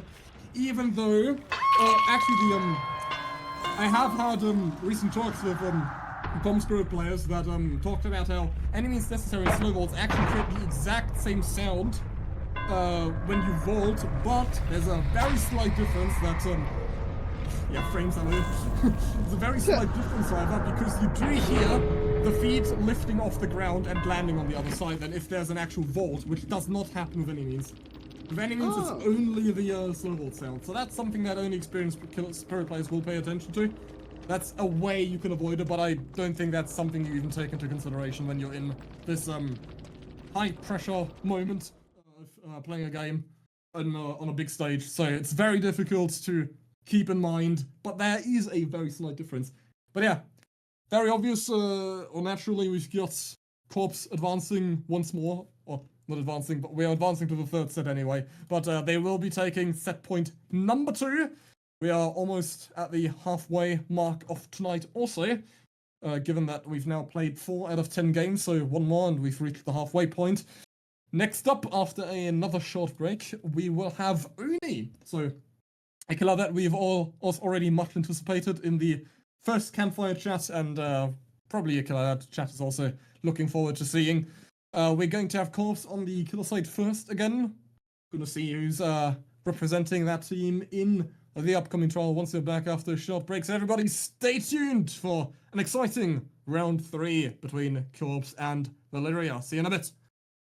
Hello everybody, welcome back to set numero 3 with this time the Oni round. Team Korpse beginning on the killer side, represented by // or 21 or... You know, also this exact name... Did I just see... Yeah, I was gonna say, that's an earlier. Yeah, this one name was also used by Dvok from Trauma, if you know who I'm talking about. Oh, I hope... Ooh! That was decent. But yeah, some people will probably know who I'm talking about. Regardless of that, so we've got a ridiculously early down based on your reaction to Nico.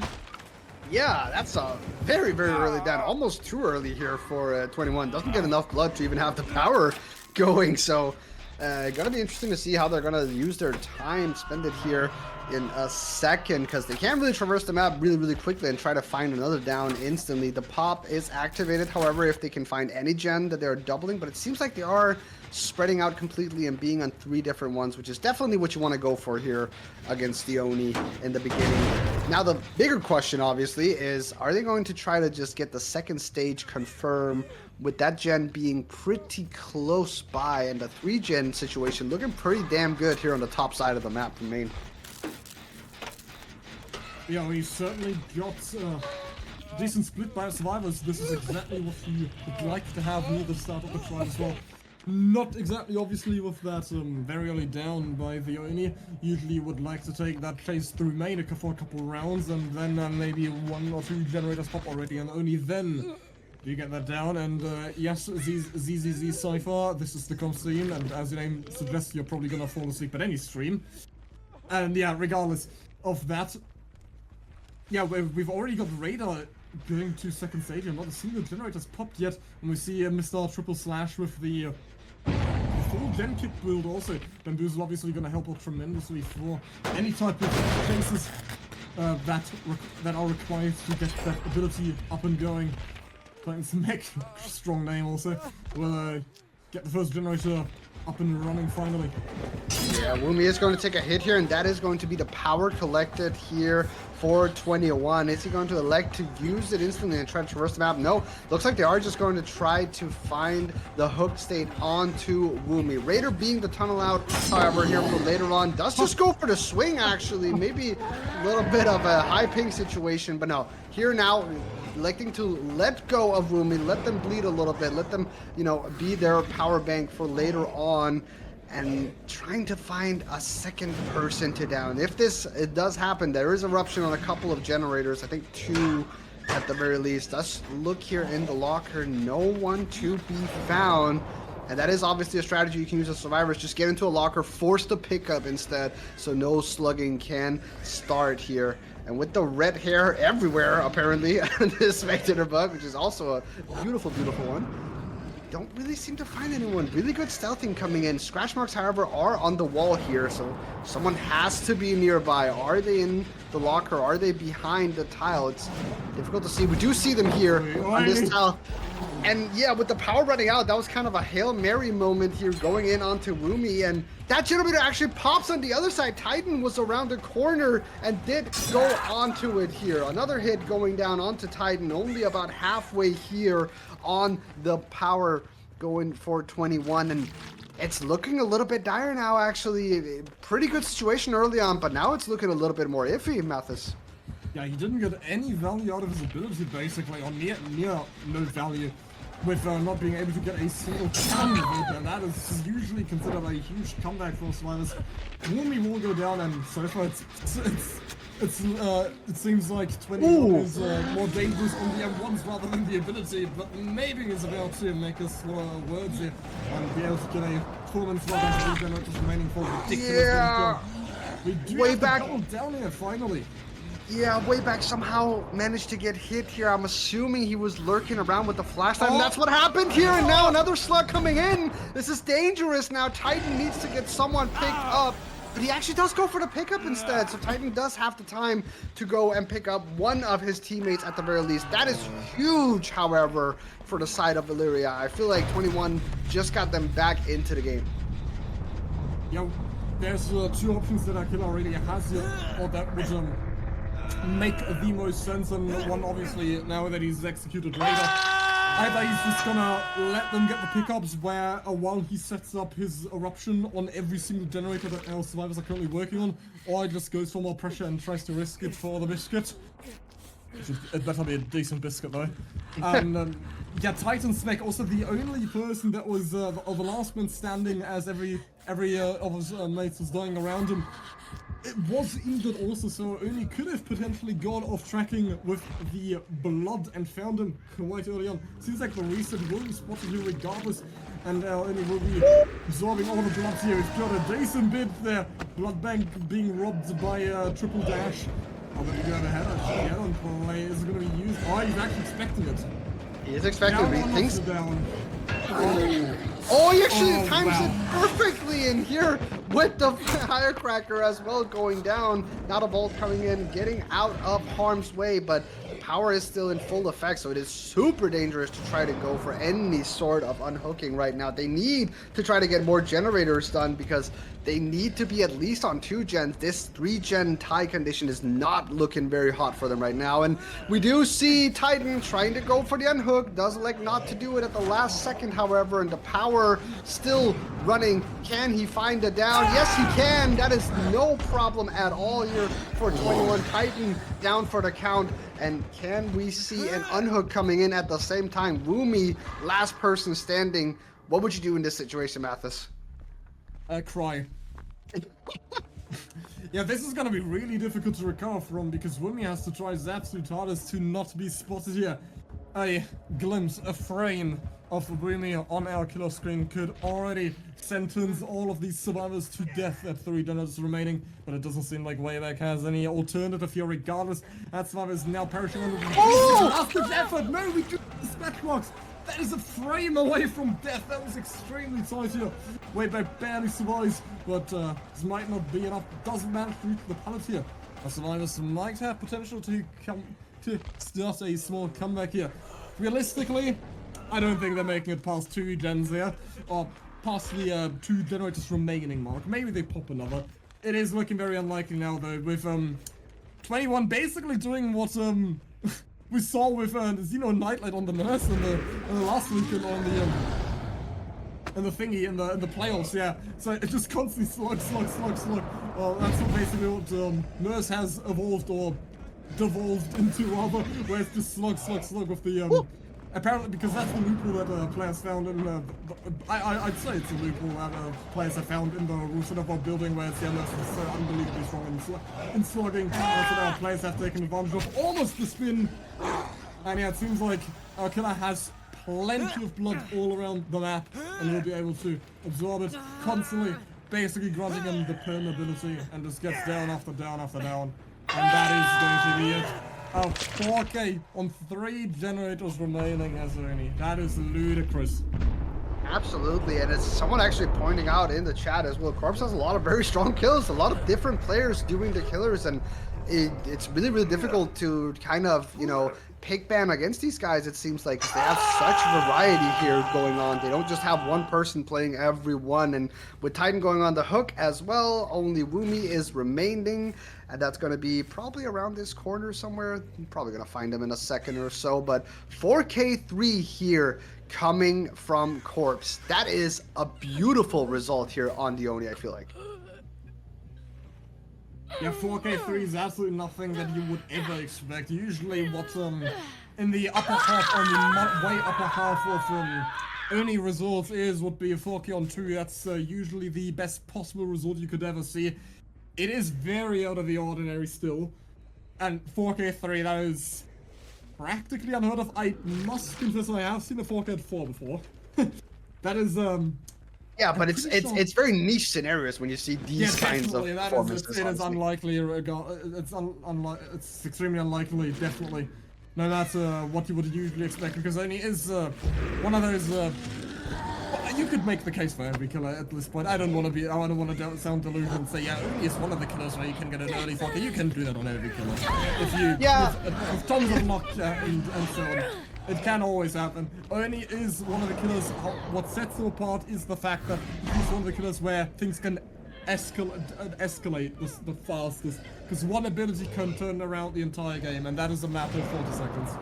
Oh yeah, exactly. It's one power, it's the snowball effect that comes in super fast here by the Oni, and it is all up to the survivors kind of to try to make sure that Oni does not snowball ever. You know, the early hit is super important. You know, trying to not give him that as much as possible to get the power rolling, and then on top of that, if someone goes down, everyone else needs to play safe so that the power doesn't get even more value, obviously. So lock grabs are always a super good thing, and I feel like Valyria tried to play around that at certain points with the head-on coming in and everything, but unfortunately it just wasn't enough this time around. We've got live commentary by Radar in the chat. Got 2-tapped and now I am sad. I am so sad. Yeah, that happens. Gotta be a bit more careful next time, buddy.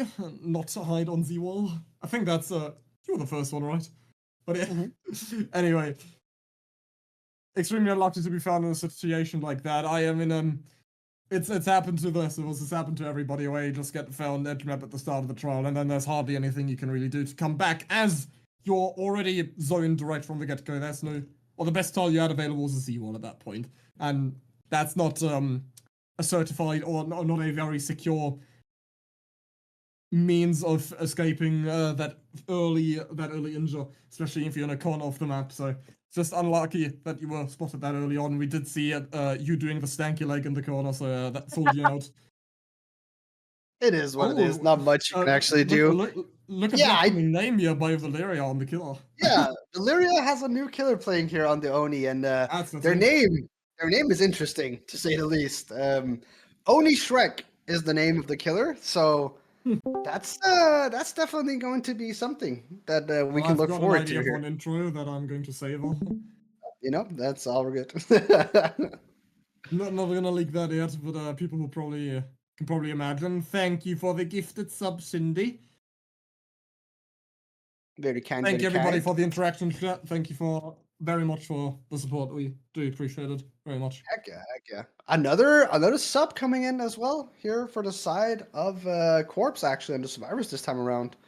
Bullmeister's getting banned. Yeah, Tavo is actually going to step in with the P100 Nia drip. I am very, very hyped about how this game is going to go because this is obviously, you know, make or break here for Valyria. They need to get a better result than 4K3, and I feel like that is extremely difficult here for the side of Valyria. What do you think, Mathis? Well, he does have Oni in his name, so he'd better perform. True. To be honest. So, yeah. I mean, to be completely realistic, it's not possible to beat. Come on. No. Listen. Comeback. Okay, good comeback. Dreams.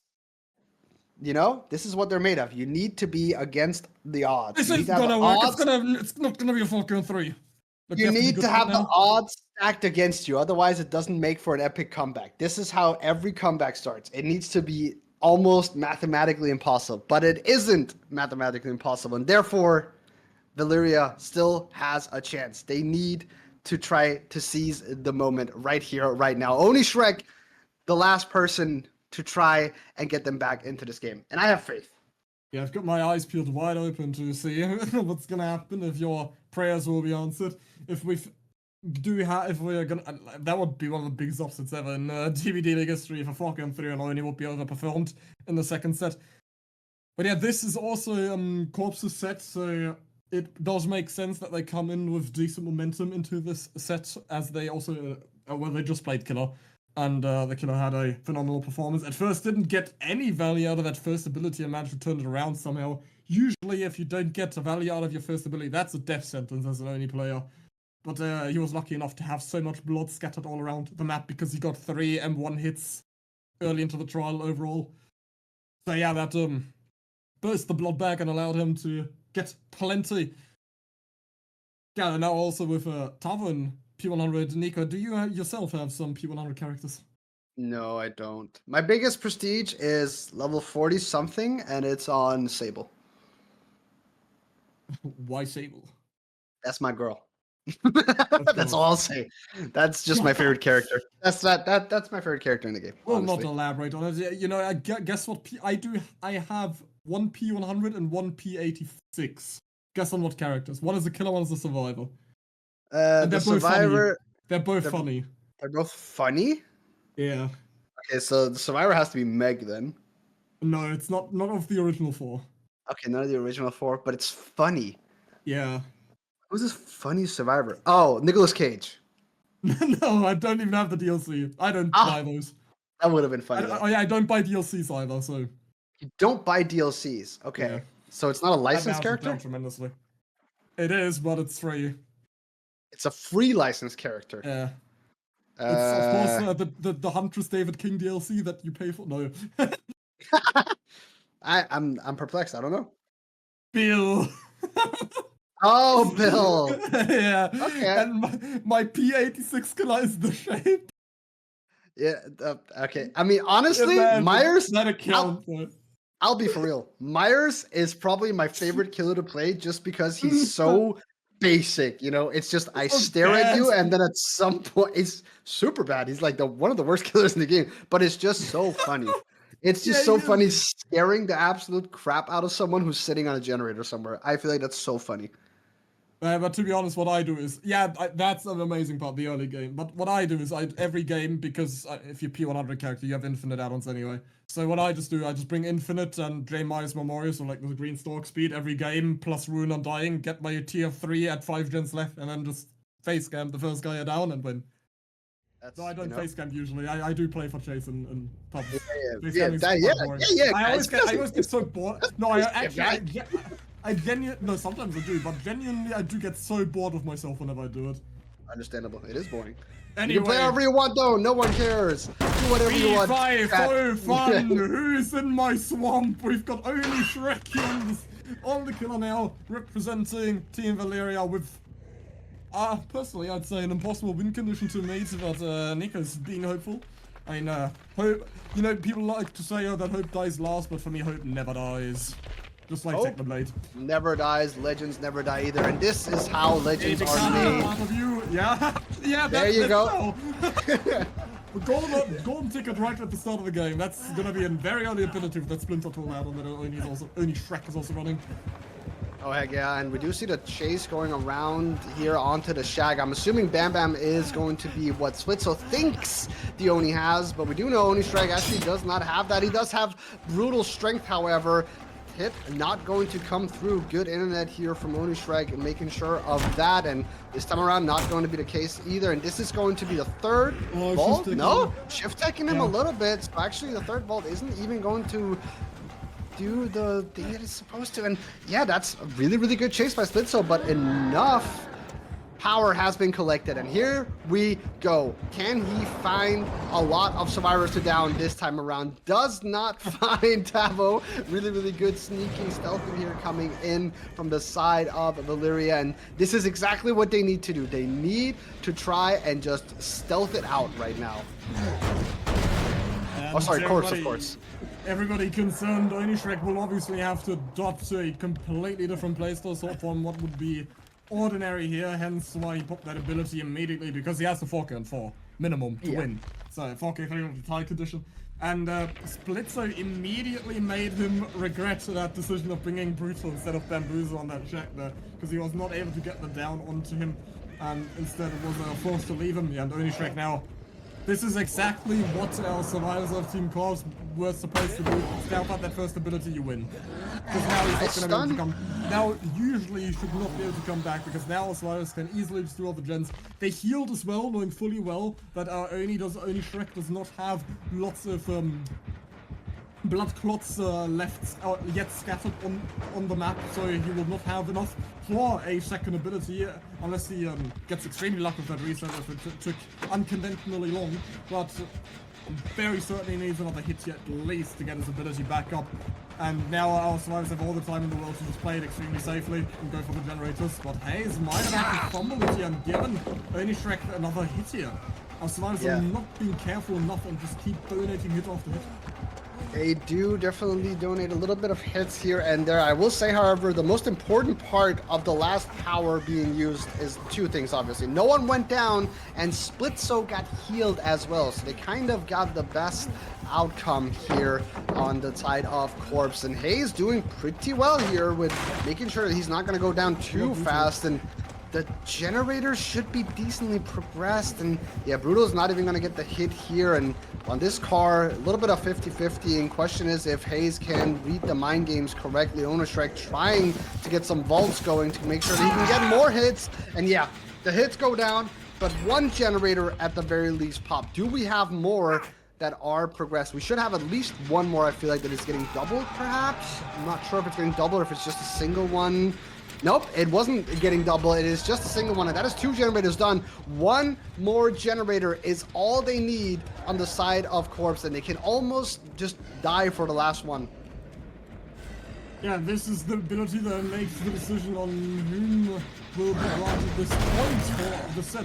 He has to get all 4 downs. I don't even think about maybe that eruption kick was necessary, but yeah, he just needs to get a 4 down here. There's yeah, I did get the pop as well. Yeah, the pop actually also went down on the gens, and that definitely helps a little bit. The eruption prog, if he does get some downs, definitely need to find someone as soon as possible. But like I said, jump into a locker, and that power is just neglected completely. Did this man just Terminator out of that locker? Man just phased through the locker. Did we patch that bug? Oh, have you seen the demo Gorgon bug? That's also awesome. That is also a banger, true. Yeah, have you seen it? Yeah. Yeah, to everybody in chat who isn't aware, if you portal underneath, so if you've got like, if you portal underneath a locker, you will pick up the survivor that's inside of it. Well, that's pretty scary. And then you come out invisible on the other side and with the survivor on your back, then you can hook. Yeah, with 2 stages in, we've got a gen that's 80% in the corner of the map, and Tava has the terror radius, and down it comes through.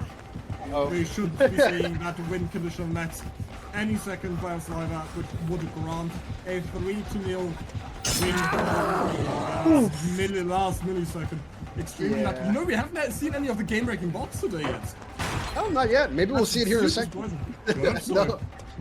Didn't happen this time around either, but the third generator has been progged, and that means that it is Korpse taking the game 3-0. Very, very well played by them. But honestly, Valyria, they put up a fight every single game, I feel like.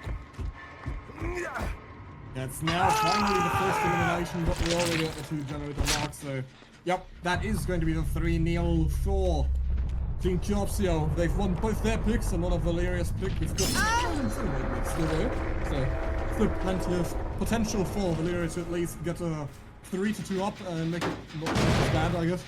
But yeah, still it is Scrim Nights, so it doesn't matter who wins really. It's all about granting these two teams a stage to perform, to demonstrate their skill, the time and effort they've put into, or the blood, sweat and tears they've put into preparing for their games, into advancing, into improving individually as well as a team. And yeah, even if it's a 3-0 now, it will still, all the other sets will still be played out, so you'll be annoyed by Nico and I for another hour at least. Very true, for very the remaining, well, 5 games. We're still in the middle of this one also. Oni Shrek did manage to get a killer 2 generators remaining, which once again would be the more realistic result of this game, or more realistic pacing of an Oni trial. Because now he has the ability, or the options, the opportunity, the opportunity to secure 4K here, but also is still out if they manage to out-stealth the ability over and over. But now obviously with splits are going down in the middle of the map, that's not going to be very possible. Yeah, it's definitely going to be difficult here, and once again we do see a little bit of stealthing going around, not really much that they can do on the other side. It's definitely difficult here, but for the side of Valyria, for the side of Valyria, Oni Shrek doing his darnest though, however, trying to get them back into this game and get as many downs as possible, proving why they have Oni in their name. And on this map, honestly, a 4K1 is definitely something that is manageable for the Oni. Would you not agree? Yeah, definitely. It's been some rough games for Valyria, for Valyria, I'd say as well. It's we've seen amazing killer performances by Korpse, as someone pointed out in chat as well. They just appear as a very well-rounded team, as well as on killer as well as on killer as well as on survivor. Hello, Cat got my tongue. Oh wait, no, are we seeing one of the new tiles here? Yes, we do. It's one of the new tiles. Apparently, new tiles. It's as stated, or it was told, it's hearsay that I'm quoting here, but apparently this is.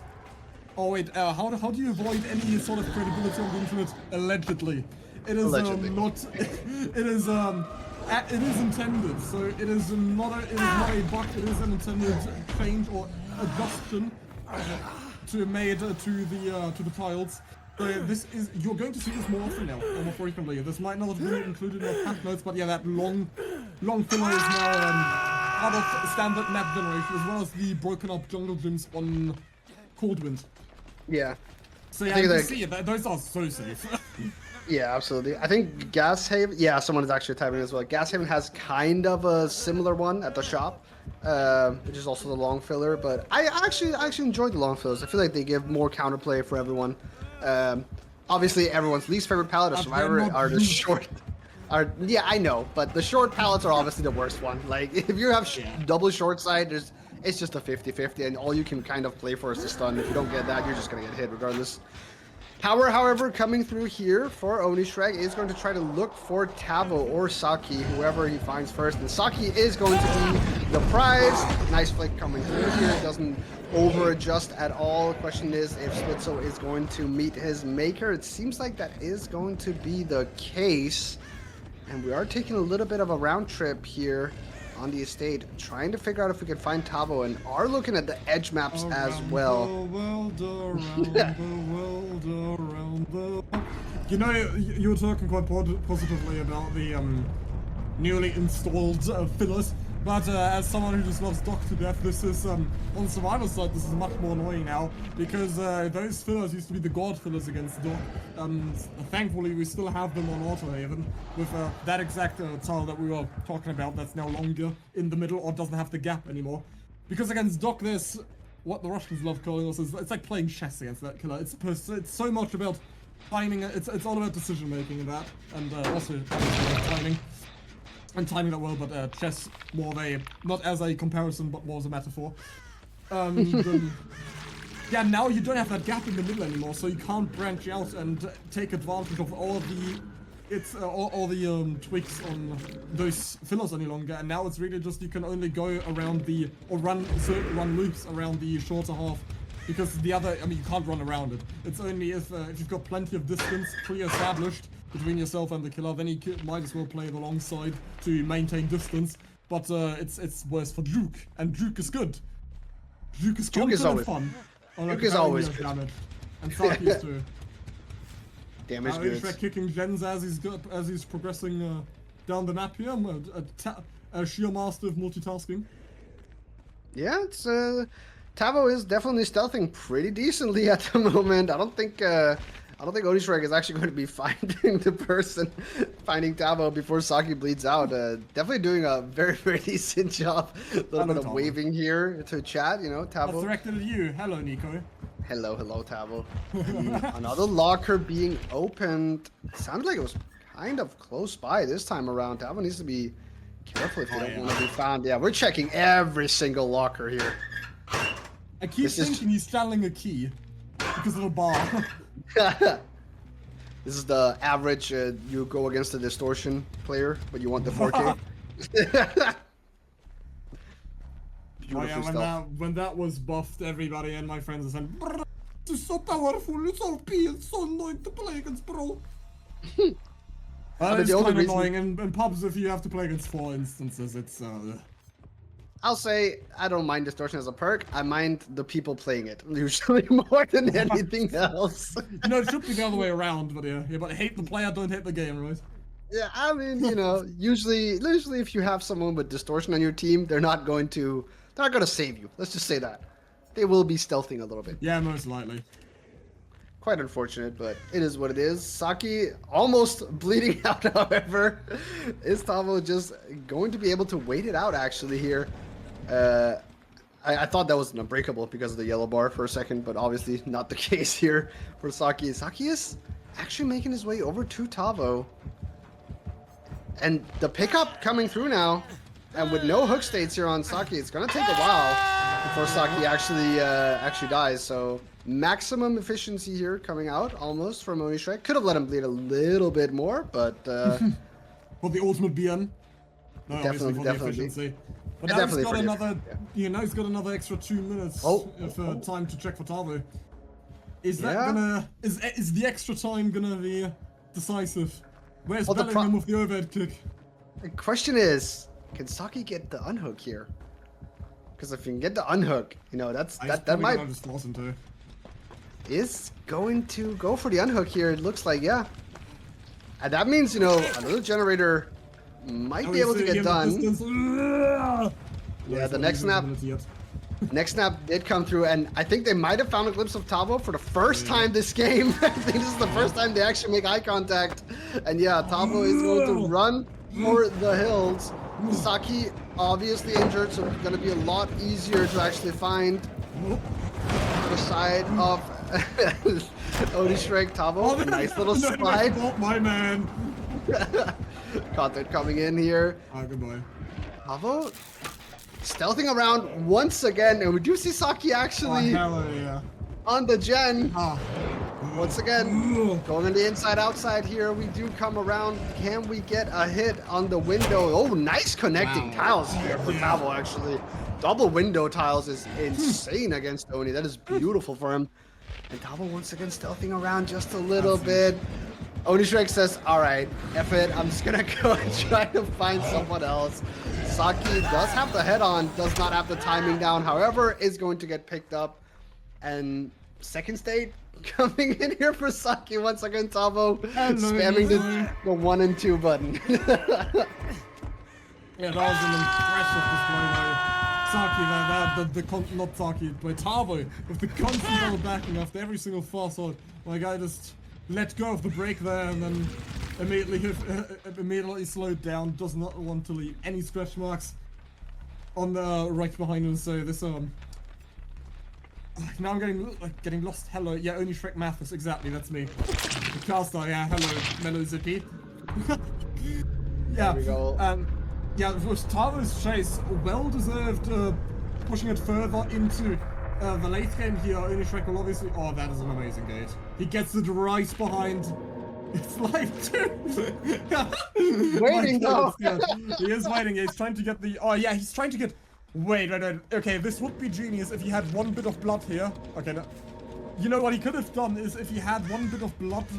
Oh, he needs one. It doesn't really matter. So, you know, what I was thinking for some reason, he just waits on hat for the passive generation up to 99%, and then, he just waits on hat and then kicks it, and then pops, then collects it. Obviously, no, he should just pop it now. Okay, now it's too late. That might give Tavo enough time. Let's see. He's just gonna, just S strat and then hide. Yeah. He's going to try to hide behind a wall. How long? How long can Tavo wait though? Oh, this is terrible. He's misplaying. Yeah, he is. Oni Shrek is misplaying this at the moment because he's got plenty of time to check both of these gates, and there's no way that if he commits to one, that the other one's gonna be open in time. He should not wait on his abilities here. He has terrible gates, so maybe he's just trying to be extra safe, because even if he loses his ability, the M1 aspect of Oni is easily still going to catch up here. It's gonna take like 7 seconds to make it all the way over there, so... Yeah, I don't think Tavo's gonna make it out of this one alive, guys. Unfortunately, I think this is just going to be Tavo getting the 4K over to Oni Shrek, but Oni Shrek making sure that he's played as efficiently as possible here. The power does go out. The gate gets started. We're at the 40% mark, and yeah, here we go. First light bulb comes on, and that's, you know, that's enough clue for Oni Shrek to know exactly where Tavo actually is. If he jukes him again, then maybe he leaves the Oni in the dust near or behind logs here around Shack, and then has plenty of time to run back up. But yeah, no, the endgame timer is running out now, so it seems like Tavo's just gonna go for the style points here on the TL. Also, the exact same TL that Exois made us a popular video on. Very true. The chase against Zarka. That's also almost the same gate position, I just realized. Yo, he's got the same studio. No, obviously not. But it's very similar. Tavo getting hit once. Can he wait out the endgame timer though? You know, if you gets to a hat, the entry's gonna open up a hole, and then you just kind of bug through and you escape. I'd say Tavo wins this one. Honestly, they might die, but you know, they didn't die to the hook. They died to endgame. Doesn't count. Nope. No 4K, unfortunately. It's 3.5K. Yeah, Oni Shrek, sorry, but you're getting the penalty. Yeah, true. Naturally with that, hope never dies, but still, we've got a 4K3 in the first game, and that is going to be a very clear win for Team Korpse in set number 3. And overall, they would have already won, essentially. But obviously, we're still going to play out the last 2 remaining sets. It's going to be a 3-0. As it stands now for Team Korpse against Team Valyria. They've proven themselves quite well. Very well-rounded team. Consistent killer performances, or even outperforming the standard or the average of what we would expect here when casting. Yeah, that will render the ending for set number 3. We will enter the penultimate break. Yeah, as we've got 2 more sets, so there's 2 more breaks between each of these sets, so we'll be entering a short break. Nico, do you have anything to add before I close the curtains? No, and I do not have an AC, Terracon, but I appreciate you asking. I am actually sweating my ass off. Anyways, guys, we're gonna take a short break here. We're gonna put some ads on. We appreciate you guys hanging around. I'm gonna go cry. He's gonna go cry and water his plants, and I will see you back here in a couple of minutes. Get a drink, get a beverage, get a snack. We'll be right back. And all of the above. We have returned to the map where it all began today with Wrecker's Yard, where we had our first artist set played on now with the Unknown with Valyria starting. We're currently looking at a 3-0 score, so it is now very important. Okay, bro. Yeah. I can't, okay. Okay, the reason why... That's crazy. Okay. I'm glad I'm not you. I am glad I'm not you. No, I'm fine. I'm doing good. I'm not scared. Well, we're in game now. Yeah, I get it. Okay. I said I could. Someone asked me if I could just rap during the intermission, and I said I wouldn't know what to do, and they said just wing it, and then I said yeah I can do the fast part on rap, but I guess, and then Hersha asked me and said prove it on stream, and I said 10 gifted. Well, I guess we just gifted 10 subs. Oh, you're all in for a treat after this game, but yeah. We don't want to steal the stage from our dear friends that got out here today to promote us all with the content to let us focus back on the game for now. You'll be in for a treat after this video, I guess. And yeah, so we've got the Valyria on the killer side. Currently, we're already seeing a decent amount of den pressure with not a single hit acquired.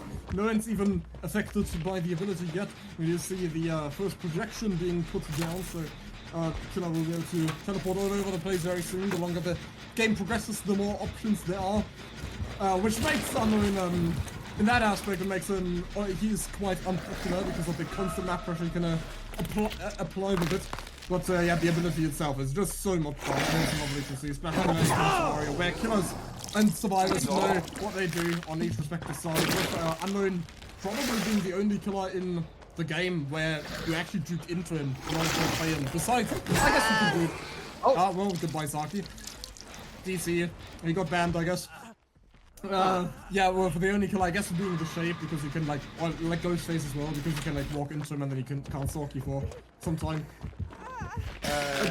Yeah, well, assuming we're gonna try to remake the game or something? Wait, they just popped 2 guns for 1, though. Yeah, they got the bug. No, right. They're away, right? I don't know if they popped 2 gens or if they got the bug, because I know it's... I don't think that happens. Well, I think it's more prone to happen when someone dies, because the tally of the generator goes down. That's why the bug happens. So I'm not sure... What? I'm gonna... Weird. Is Saki still alive? Is Saki in the game? I'm confused. We try to look for him. He's got a crash. Okay. Game crash and was kicked out immediately. I'm gonna assume we're gonna. Black screen at the end. I'm gonna assume we're gonna remake the game. I'm gonna need confirmation real quick. Because a 3v1 is obviously not really. Well, they've got a 2-for-1 special on the gen at least. True, but nice you're still lacking a survivor. Well, now it's just taking pro. Now it's just depending on produce. You know, you said earlier that opinions are not right and wrong; they're opinions. So okay, we're gonna talk to the teams. We're gonna get a restart going, guys. Don't worry about it. In the meantime, however, we can maybe listen to the sweet tunes, the sweet vocal cords of Mathis. There's a little bit of a promise you have to uphold, if I'm not mistaken. Yeah, we should do it during the break, I think. Oh, it's right now, so you know. Yeah, we can do it now. Ladies and gentlemen, without further ado, I do want to present one of the best rappers in DBDLeague. Probably also the only one, who knows? Yeah, well, if you're the only one, you're probably the best and the worst at the same time. But anyways, ladies and gentlemen, give it up for MC Mathis.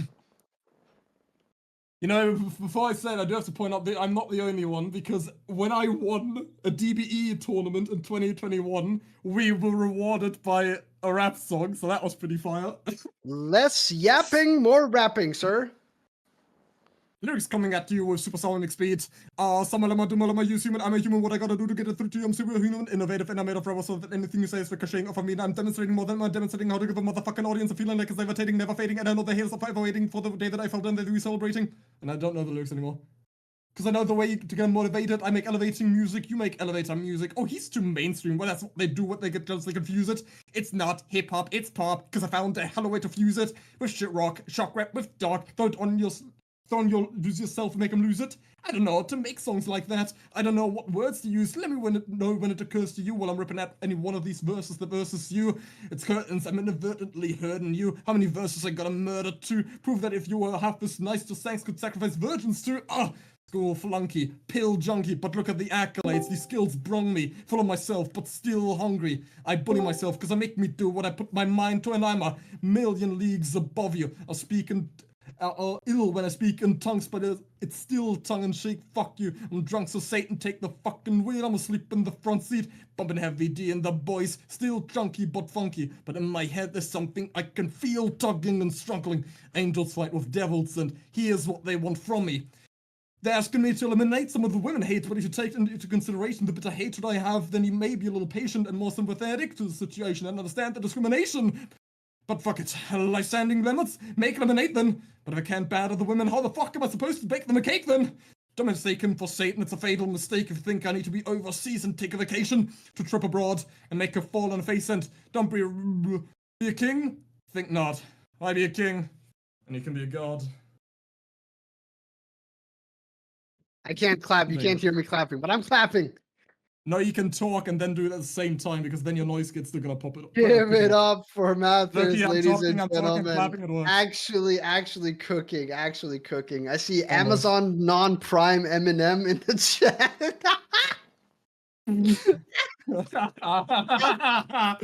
Wish Eminem. Holy shit. That was good, dude. Yeah, I'm more of a Frank Sinatra guy than like a rapper. Yeah. It didn't sound like that, I'll be honest. Okay. Alright, 10 gifted and he'll sing Take Me to the Moon or whatever the hell it's called. Dude, I do that. I can do that for free at some point. Alright, we are getting this opportunity, but you know. Actually true, yeah. You wasted it on that. You know, I mean the video's getting demonetized now on the stream probably too, but still. Yeah, true. And you know what would be absolutely awesome though? If the YouTube video gets copyright struck, that means they think I stole the song. And that would be so good. And now we are setting up game is near, and Sony Faces is casting opportunity. Yep, sure. We'll do what we have to do and see it through without exemption. We're starting up the next game, guys. Don't worry. You won't have to listen to him for too long. Yeah. Holy moly. For free? No. It's like Mathers was canonically as good of a rapper as Eminem. To be fair, someone did point out, Mathers and Eminem has never been in the room together, so. I can't clip the whole part, yeah. Mathers the rap god, finally. Yeah, thank you again so much for the 10 gifted subs, that's awesome. Actual goat behavior. My G, you know, I'm becoming, you know, I've never even streamed myself, but I'm becoming a decent Twitch streamer if I got like 10 gifted. Can we get some pogs in the chat, boys? Get that guy banned. Alrighty. You didn't see on the rappers. Yeah. The name is talking about that one. But yeah, you can take it away. Your turn. Yeah, just one tiny thing. We can definitely be bought for subs. Don't worry, guys. If you got any more funny ideas, hit us up and we'll try to get something going here. Hayes okay with the life play coming in. Does not get hit, and the window is, however, infected at the moment. Woomy trying to get the first injury in here, and this should be maybe a hit. No. Oh, it is actually beautifully shot here onto the window. Does get the hit, and that refreshes also the infection rate. And can we get a down onto Hazeoke? The swing not going to come through, but the bullet does hit the floor. Hazeoke did, however, get rid of the infection right here and right now. And Hazeoke is actually going to be left here to the bottom side of the map. Ruin procking here on this generator, because that is obviously the corrupted side of the map that Hazeoke is currently looping at, which is not what you want to do at the beginning of the game as the killer, unless you can get a really, really fast down. We are spread out here, however, on 3 different generators by the looks of it. Yeah, Tabo trying to get back onto the generator at Shack, but not going to be able to for the foreseeable future. You see someone running away here, and last time I'm not mistaken, Splitzo was busting out the sprint burst. It looks like they are again trying to get as much distance as possible. Shack once again trying to find Tabo, not going to be able to.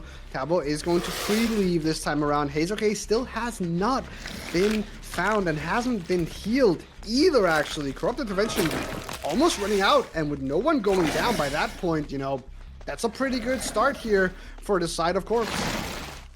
I'd argue both of these teams have so far done quite well in their on their survivor side in stealth as well, because in the last game the KOR was also struggling to get the first down, and here we are seeing something very similar. But yeah, ultimately it did end up with a much better resource here. Wumi, as Cindy already said in chat, is on the comeback starts now. Yeah, we'll see about that. We still got 2 set points to give out, so yeah, it's still very possible. Well, not very possible in the grand scheme of things, but a 3-2 would be possible. On paper wouldn't look as bad as a 5-0 better. But yeah, Tavo will be the first one to go down. They do manage to put a generator at the same time. Also, you know, a base. I've already you probably kept better track of it. I forgot what the result of last game was after the wrapping. Oh no, what was? We had this is the first one, right? Yeah. I'm even better. Yeah, anyway. We're in the first game now. So yeah, Wemi was struggling in both games then to get the first down onto a survivor. Now managed to get it into Tavo after one generator has already popped. Yeah, someone pointed out in the chat as their totem build. Not too sure about Rune Unknown, as he isn't really a killer that actively constantly pushes survivors off generators. It's sort of more a killer like Artist or Huntress, where you let go of the, or as you like calling it, discount Huntress as well at the start. Where you let go of the generator for a split second to avoid the projector, and then you get right back on it. So Rune is more of a perk where survivors are forced off entirely. So like Billy, Myers, Nurse, etc. Yeah, interesting to see on. Maybe other teams have already utilized it as well. I'm not entirely certain what the current meta for the Unknown would be, but seems like it is helping out a bit. Yeah, Splitzer will be going down, so now there should still be 2 tries on generators, but if he gets the pick here, he doesn't need to pick the generator. So Rune always nice because it makes it so you don't have to pick generators. It always does the job for you and you always save time. And as for someone personally who hates kicking gens, that's interesting. And even if Rune is cleansed right at the beginning of the trial, it is still slowdown. Even you can't argue that if Rune is cleansed at the start that it had no effect. No, because survivors still took 14 seconds to cleanse it because they saw it necessary. But overall, of course, the longer Rune stands, the stronger it gets. Absolutely. There's also obviously the caveat that you have the Pentimento, so with Undying and Ruin, it just makes sense. You know, make sure he gets a little bit more gen slowdown if they do elect to get rid of Ruin as well. Up until now, it feels like they actually do have like pretty decent value here coming out of the Ruin. The Shack Gen, for example, consistently getting stopped and pushed off each and every time, and I feel like Wumi is doing decently so far, but it's kind of taking these chases a little bit too long. The chases are not going to be fast enough. Tavo has been a thorn in Wumi's side this trial so far. It did go down, but it's been very, very difficult so far.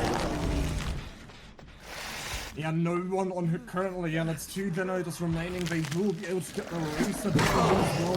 Only 1 survivor will be affected by the ability here. Tavo should be able to get it. Yeah, exactly. Should be able to get it off in a second. Will be sniped immediately though, but has way too much distance that our Wumi would be able to catch up in time and get an injury done. Dying is going to help there. Yeah, I find it so funny also how the other one has like 3 perks that start with on, and then Blight also has a perk that starts with on, so now it's got 4 perks that start with on. At least. So we've got Undying on the Unknown, but not using any of his death perks. But 3 survivors affected by the ability, sadly.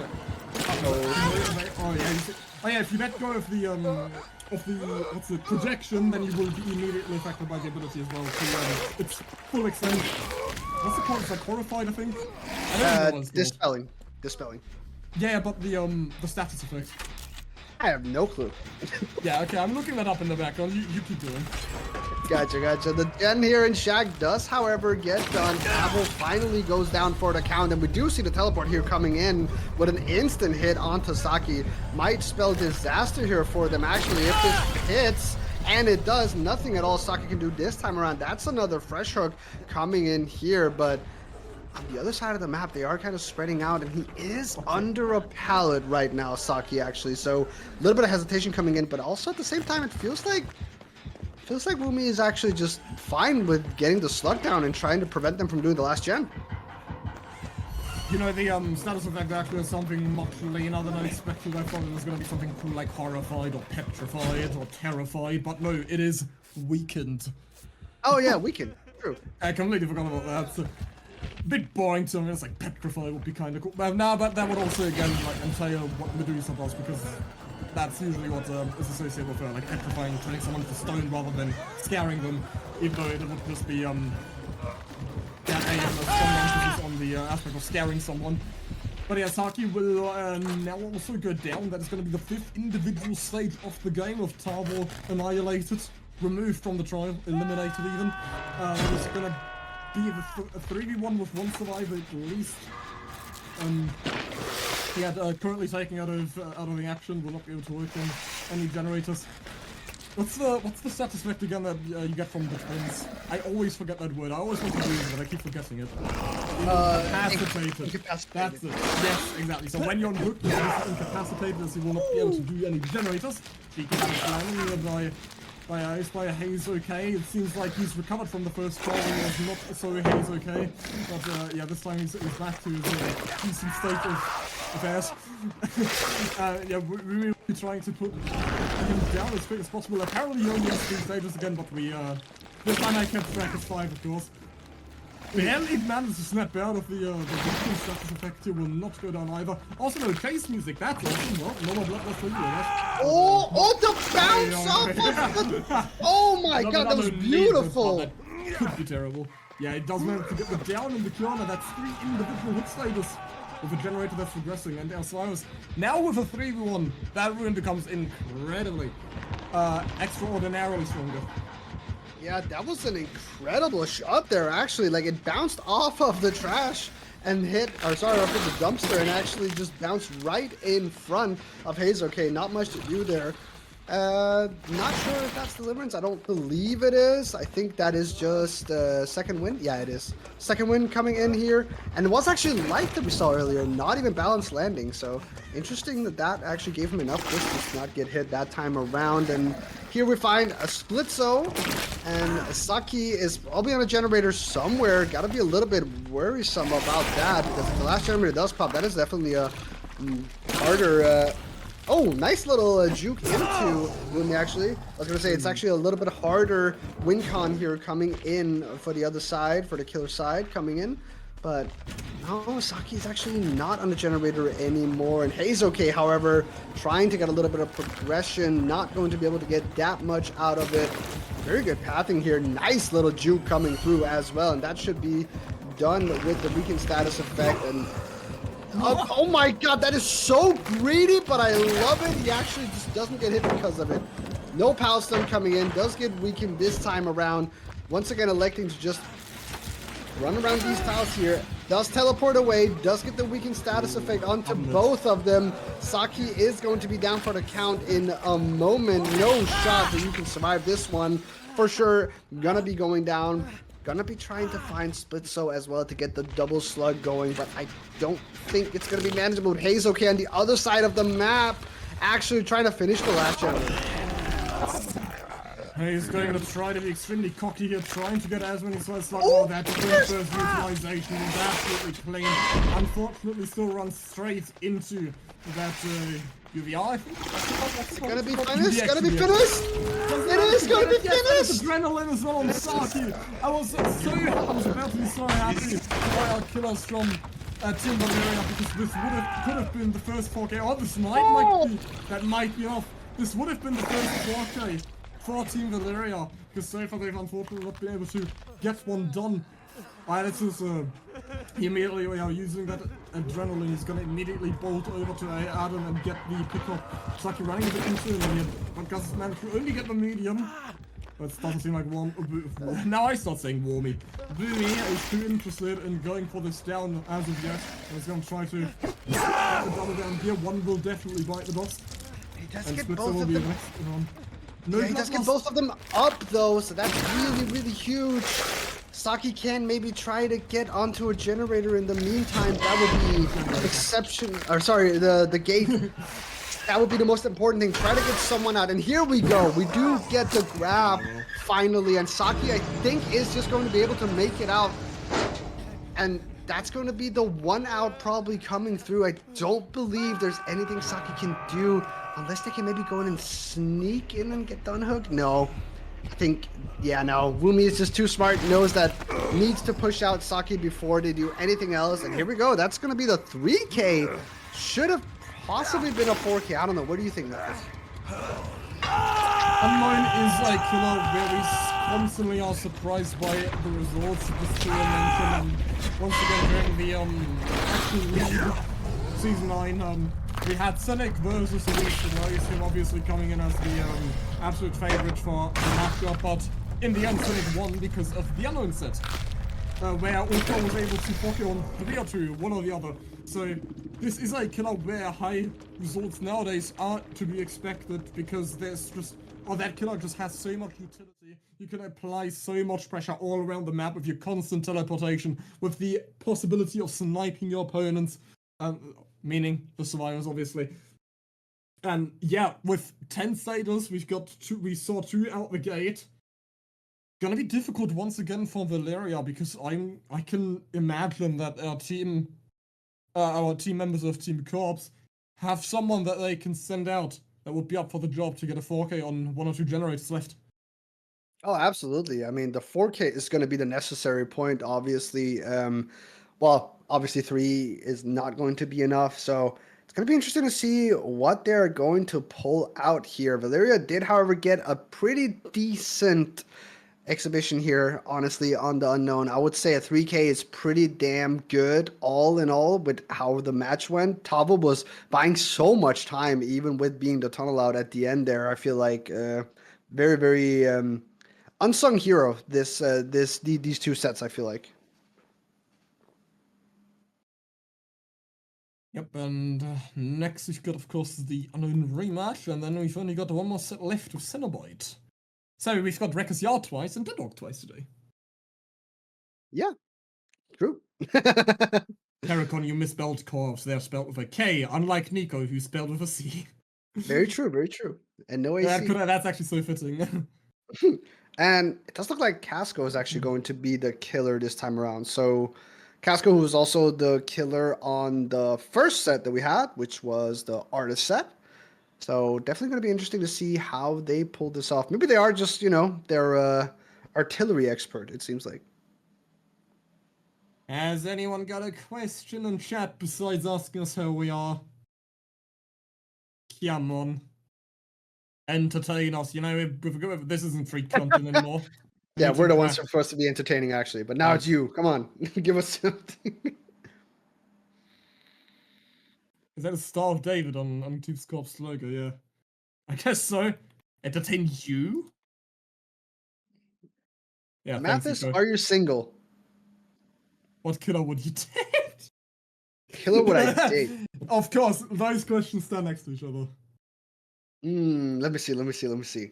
What killer would I date? Holy shit, hitting on that. Yeah, bro, I play, edit, cast, and organize in DVD comp, so yeah, of course I'm single.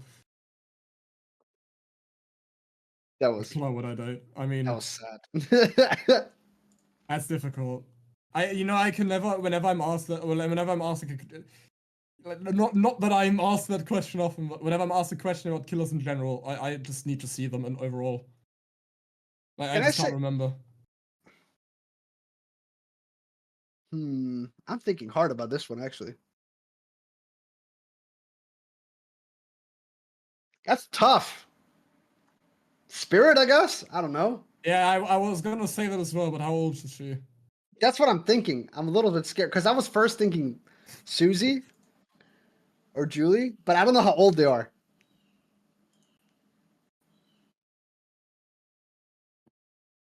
Yeah, you know what? On the Legion squad. Spirit is 13. Well, unlucky. I'll go, 50. Unlucky. I'll go Amanda. We'll take Pig. Amanda. Nurse.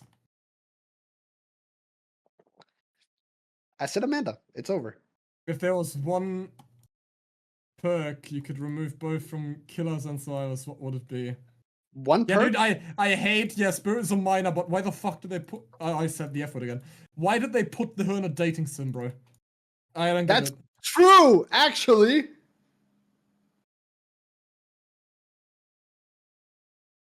And people who are Anyways, into Huntress, you're sick. No.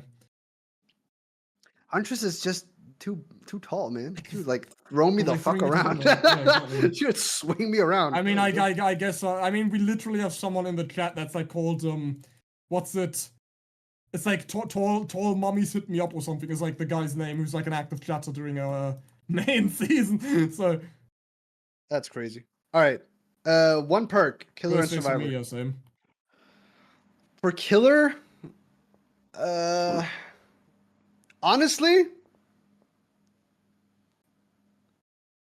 what perk was I thinking of? Actually, fucking forgot it. Oh, we keep saying the F word now. I'm getting demolished. Scared of 6'5" Russian girls. Yeah, who isn't, bro? True. I guess, okay, the most annoying perk to go against as survivor by far is pain res. True? Like that perk is just It's the annoying. strongest gonna perk, yeah. It's just straight up. Okay, no, you know what? Plaything. Because if you're playing solo queue and you go against someone who has plaything and your teammates cleanse the absolutely. plaything and then they don't cleanse the pentimento afterwards, oh my god, dude, it's the worst. Survivor, like I'm someone who, like, I'm a type of person that doesn't complain really. Like I just, instead of complaining, I deal with the situation. No, so like I don't care about I don't care about like removing a perk. I like all of them. I like that they exist. So, and I mean there's like some useless perks that, but there's no point in removing them because no one plays them anyway. I could also say remove deadlock, right? Because it's like it's kind of against the point of like the fast-paced aspect of DBD, but we ban it in comp anyway, so I don't care. And in pubs I don't mind either. Like I'll just 99 adrenaline in the corner and then that perk is done with. true. Very easy to counter. For Survivor, I would probably say, oh, Who's been the worst player in the stream so far? Probably you.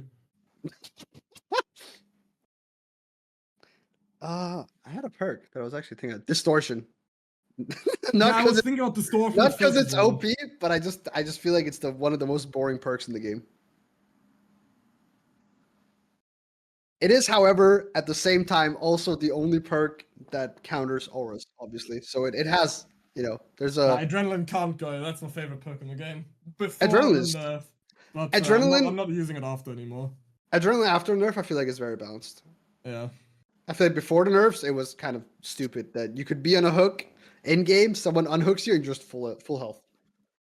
Why is that bunny's cheek uneven? Because all the girls only kiss me on one side. The heck? What are the I'm not gonna say anything. Yeah, you're Who jealous. kissed you? Your granny. That's crazy. Oh yeah, she contributed. True. And yours too.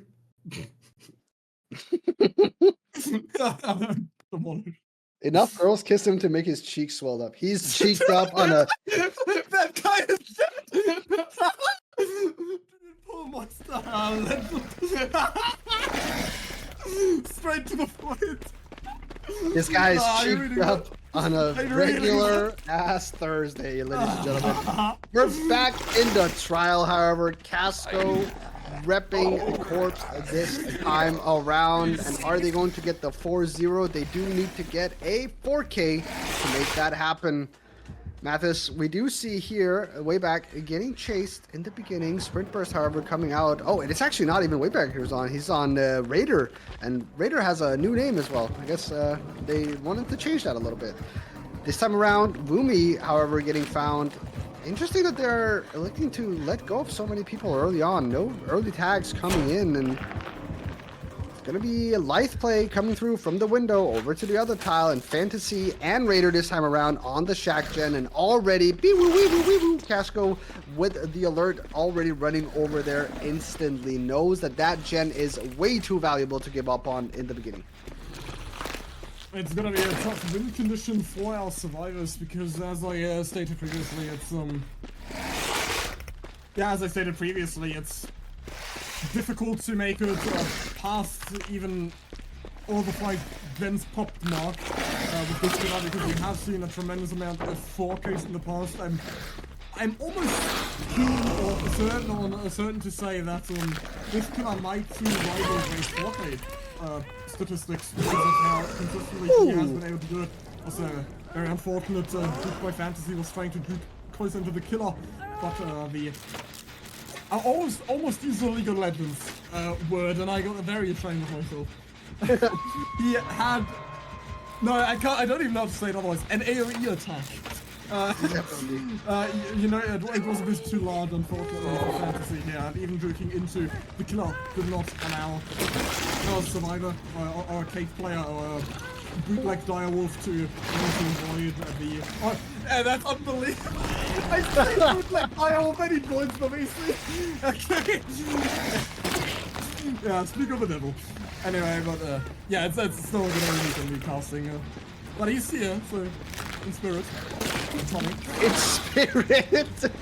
Anyways, we do have a little bit of proxy camping, if you would say so, coming down here onto Fantasy and trying to keep shooting into the shack gen to try to stop them from doing that one. I'm not sure if that was the one that actually got done. It looks like it was. So 4 gens remaining, and they are pressuring this hook a lot right now. They need to get it off before, and they do. The second stage hits, and it's actually way back, not even taking the hit. Fantasy was the one who actually tanked it, so that's huge here coming in for them. Fantasy running for the hills this time around, trying to get away as fast as possible and not be tunneled out to second stage. Good tile here over as well, and Raider is not going to be found either. Chase markers are a little bit bugged here as well on the HUD, so not even the one actually getting chased. Fantasy, don't think they're getting chased either. We do have someone in the locker, however. I do believe it is Raider actually, and can we make our way over there? It looks like we actually can, and if this is going to be a head-on, that's going to be big dollars coming in here. Not this time around, though. Raider is not going to pop it out. I don't even know if they were actually right there or not, but still on to way back and electing to let go this time around. Only the one hook stayed, coming in with 4 generators left, and pretty sure we're almost down to 3 at this point. Boomy, however, getting found. Mathis, and a life play once again coming in is going to make it through the window. That's never connecting. Beautiful play here by the survivors, and oh my god, I almost got seasick. That was crazy. What in the heck just happened? Yeah, hold your horses to get off to destroy eye. We're not out to conquer new undiscovered land. But yeah, so far still only one stage, so both our online players have been sort of struggling to get pressure exerted early on in the trial. And you know, I keep laughing in the back from chat. It's kind of making me laugh. It's too funny. It's too funny. I keep looking at my second monitor and then I realize it's some mess. And I have to laugh for like 10 seconds internally, but I can't speak properly. Yeah, exactly. Thanks for saying. It's really a lot of context and it makes you laugh. Thanks, Savannah. Yeah, okay, whatever. But yeah, we've got 2 generators pop, about to be the 3rd and 4th, even. That's maybe ridiculous. That's actually amazing. Intermission is coming in against Team Korpse, against Team Korpse for the first time. Valyria with amazing generators. 3 generators and another one is close to popping as well. We've still got the room regressively generated in the corner. This time also bringing nowhere to ensure that early game fork, the early game fork, the late game fork of the Noed, obviously. Because this is also different than with Season 9. You don't have to lock your circles the weekend before. We don't have that going on. So Casco this time around just adapted his build to the circumstances. Situationality. The principle of situationality. I mean, that's something from text coding and linguistics, but very applicable here as well. You get the gist of it. Yeah, so far we still got everybody's still standing and generators remaining, so this might actually be the first set win for Valyria if they manage if they maintain this cadence throughout the remaining of the trial. I'm very proud of myself. That was my first time using cadence correctly. Yeah, but we still got that nod in the later stages of the game, so that might be the ace up Casco slave that will turn the tide and make it impossible for the survivors of Team Valyria to get anyone out of the game in the end. The is the spelling coming in here onto the projection, and we do see the final gen being started here. Actually, two sides. I'm pretty sure Woomy was also on another one separate, and I do believe Raider was the person to actually go for the unhook over here. The tunnel out is going to be Fantasy, and yeah, Raider does get spotted, but it is Fantasy that is the prize money right here, right now for Casco.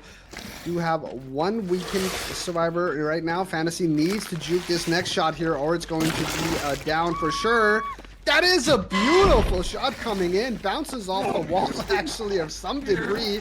Trying to figure out if they can find another survivor here before they actually get the pickup, and doesn't seem to be the case. Does find someone. That is Woomy. Yep.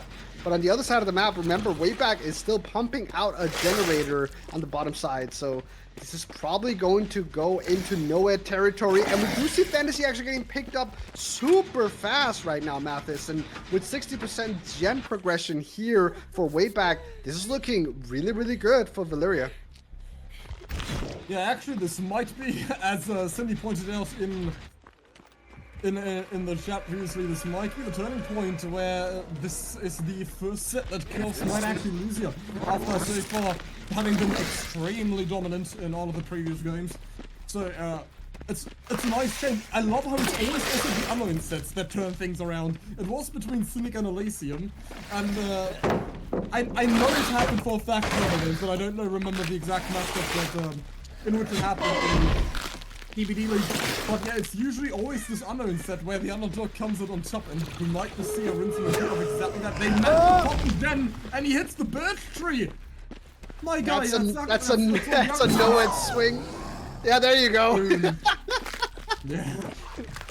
If you see someone swing instantly after the last gen is popped, you know that is no-head instantly. And now, can we get the four-man slug going? That is what is needed for Casco to try to tie this match up, or try to win this match, sorry. But the gate has already been opened, actually, on the other side of the map, so it's at the very least going to be a 2-out, I feel like. I don't believe they can do anything about it. They already know where the Noed totem is as well, so they can even get back in and try to get even 4-man out. Obviously, the 3-man would be enough. The 2-man would even, but they're trying to make a stylish play here. They're trying to get all 4 people out, and Noed has been cleansed as well, Mathis. This is going to be interesting. All they need is 3 stages at the gates, and they would win, if I recall correctly, and I'm not completely lost in my thoughts. But you're right. Oh hey, look, they can even cleanse the room now for the strike points. Yeah, there's absolutely no way that Korpse can come back from this. This is a certified hood classic. No, it's also a certified Valyria win in set number 4, so that will put our score to 3-1. Unexpected, since we've so far seen a pretty decent storm, but it seems like Valyria do have their strengths. This is also their pick, not to forget. But that last killer is still gonna be in Korpse's pick, so the 3 quick kills pick. Oh no, it's the tiebreaker kill essentially. But Korpse are the last team to make the ban, therefore it's their pick essentially. The Pentimento coming down. Yeah, if he gets a couple more turtles, it's gonna take longer for the gates to be opened, and maybe then they can't escape.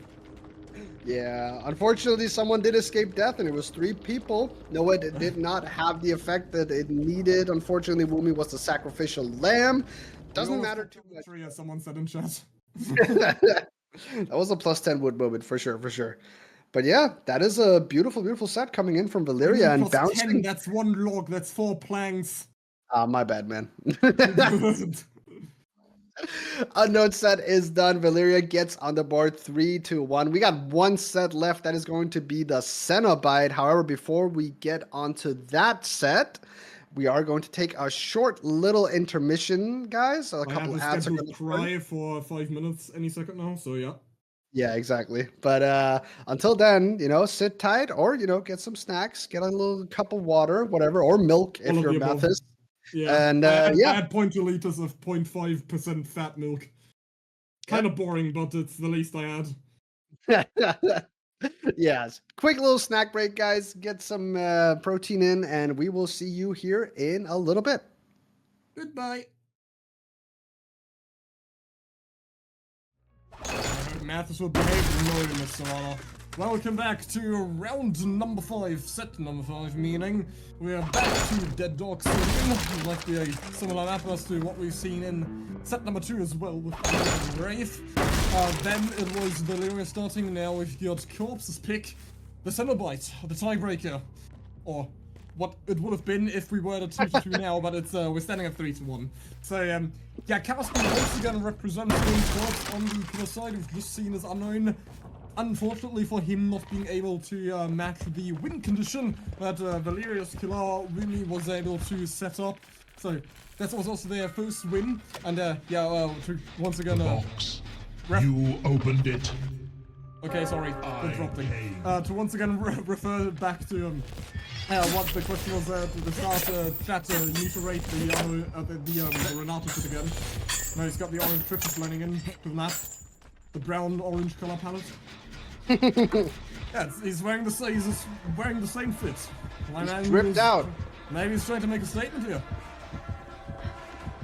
Definitely is, and we do see the little bait coming in here. Chain coming down, very, very nice.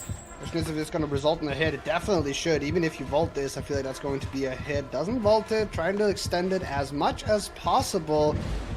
Not sure how this hit isn't coming through just yet. It likes to go for the chain, actually. A little bit of poor pathing from Casco, I think, is actually what made the difference there. And Rumi is right now going to get chained up, just like we all want. But the pallet being dropped down, can we win the 50-50s? That is now the biggest question. One more chain coming through. Nice hit coming in onto Rumi, and that is going to be the Stubborn Butcher applied, but not before the first gen actually does proc. And that is really, really good work so far here for the side of Valyria. Definitely pulling back a comeback. It looks like chain missing this time around doesn't mean too much, however. I feel like this pallet breaking should be the death of Rumi. His favorite pallet.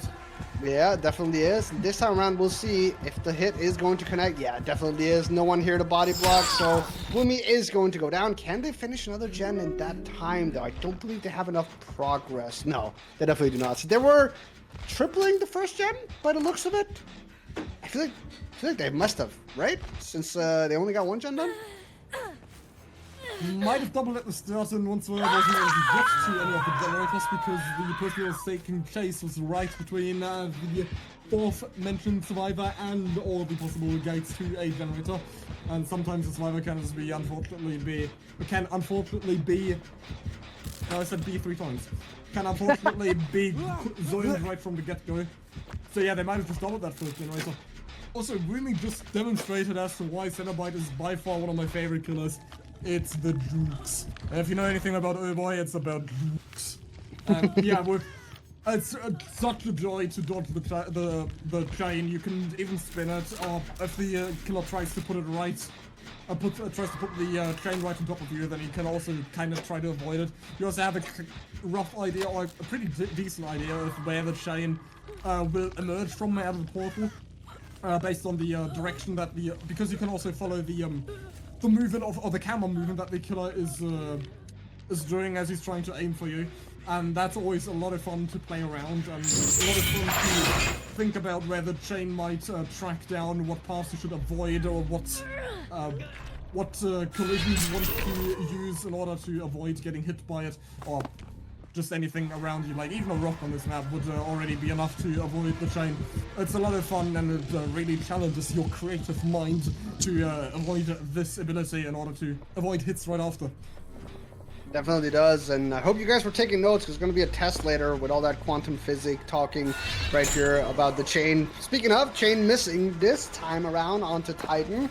Is going to keep the tight loop around this house here, and question is if they can get a pallet or anything. Does get hit by the chains this time around. Second chain is not going to hit, however, and does manage to get away from there. I do believe, if I'm not mistaken, Rumi actually went second. Yeah, so second stage onto Rumi, which means very, very possible tunnel out here at 4 gens would be amazing. But Rumi has not been found so far and has actually gotten healed and is on a generator as well. Someone is looking for the box at the moment. I think Fantasy was the box hunter, as it looked like. Titan? is going to try to do the check spots here and apparently winning it so far. Not really sure what Casco's plan was there. Just electing to let go of Titan, I guess. Missing the chain onto way back. Remember, guys, if you miss a chain, just shoot it down into the ground so it doesn't take it down.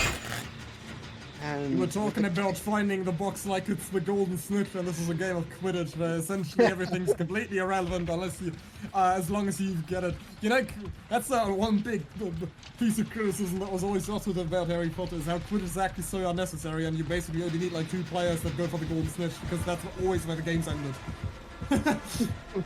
Well, yeah, of course, you would kind of turn it around essentially, because everything else besides the box here is extremely relevant, and you just need to interact with the box every once in a while, briefly to turn its game to its normal status quo. I did hit him. Yeah, we didn't even get the sounds here because of a breaking. Oh, because of Calm Spirit. That's also quite funny on the Cenobite. Against the Cenobite, obviously, whenever he picks up the box, you wouldn't get any noise notification or scream at that where the survivor would be. Almost thought we set up their full flashlight save once again. We've already seen 3 of them today, which is completely wild.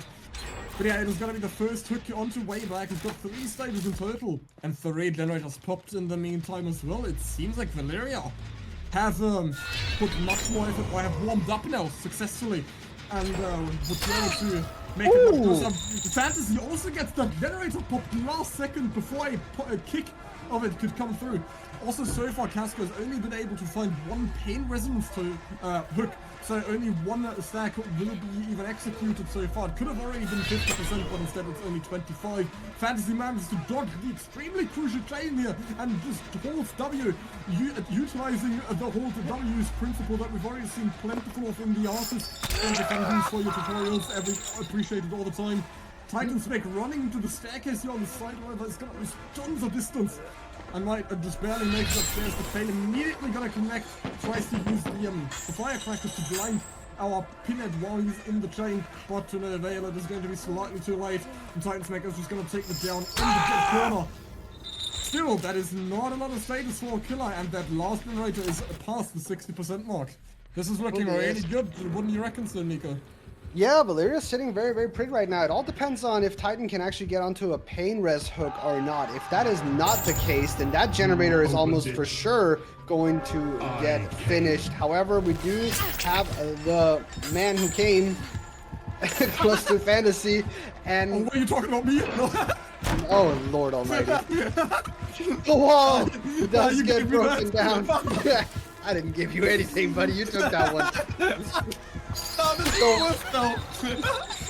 Fantasy getting tagged here by Sloppy Butcher is going to try to make his way, or their way, sorry, onto Shaq or something along those lines here. Ritual Pain is going to come down and mend here. The any means necessary. Hell yeah. Beautifully done here, trying to do a little bit of juke baiting, not going to be the case. And the last generator does get popped. And I don't believe there was any NOED here on Casco, so this is probably just going to be the 1K. Could we, however, try to play for hook states? So we know we do have 3 on Fantasy, so that's probably about the best that you can actually hope for at this point. Yeah, it seems like all Casco can really do is kill with the trash hook, and that would be another 3 stages on the clock, but I don't think that's enough. The Cenobite, 7 stages will be the total tally. However, considering results you generally get with this killer, can be a bit better. I still think, though, they might be able to get this out. It's going to be extremely difficult with that original Pain, with the strongest anti-tunnel add-on in the entire game. So if he gets a hit here and then... Yeah, he has to chain Fantasy. He's not going for it. No. Oh, yeah, no. Immediately, and he didn't. Now he has ace there to body block. Yeah, he's out 100%. He can break the chainsaw. That's a 4 out. Poor man is by our team here, by Team Valyria. That is huge. Titan Snake is going to take a couple more chains, but he's healthy, and therefore the chains will not block the exit gate long enough, and he will be able to escape safe and sound. And that is a 4-minute escape against the Cenobite. for Team Valyria. Absolutely. Beautifully played here by Valyria. Honestly, the last 2 games, they have been on top of it. It looks like the survivors are putting in so much work, and it's definitely showing that they're a lot more comfortable on these sets, it looks like, than they were on the previous ones. But honestly, just big ups to Valyria. They are just playing super well. And that means we've only got one more game left tonight. We've been playing for a bit over 3 hours. Yep. 3.5 coming up on that. But we do still have one more game left. We do need to see how Valyria do on the killer side. And obviously, I didn't even notice how many stages it was. I think it was about 7 stages with the 4-man out. With the 5. It's 5? Was I that far off? It would have been 7 if the survivor had died on it. Gotcha. When he was fresh, he was hooked once. Everybody was hooked once, except for one person was hooked twice. I think it was. Oh, who was it? So it had to be 5 or 6. One of them.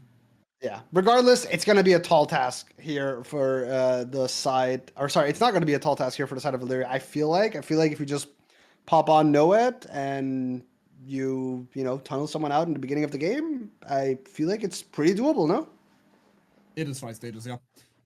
I mean, this is very difficult. Korpse will have to pull off an amazing survivor performance and be extremely safe, not take any risk, and then have one guy die at the end, basically, is take the L for the team. But they practically have to 0 stage throughout the entire trial until the later stages, where they could sacrifice one survivor if Korpse still want to win this. And besides that, it's a very nice win condition for Valyria. Of course, we've got a lot of individual fresh hooks, but that doesn't really count for our tallies. Therefore, it would already suffice if we just got 2 kills. So, just face cam 1 with original pain, you can easily tunnel out a survivor. That is why also I was a bit confused as to why Costco didn't utilize the original pain there at the end of the trial, because what he could have done was just wait for the unhook, or then use the ability, put it inside the survivor that's currently being stuck in the unhook animation, immediately release it, and you can just kill that survivor. Because the moment the chains are broken, he's out of mend. And yeah, still had a lot of. He had to do a bit of crowd control with all the people running around, but still, I think that could have been a possible death there at the end, and would have been at least 7 stages then. Now we're sitting on 5, and that means the cat in Mathis' profile picture is cute.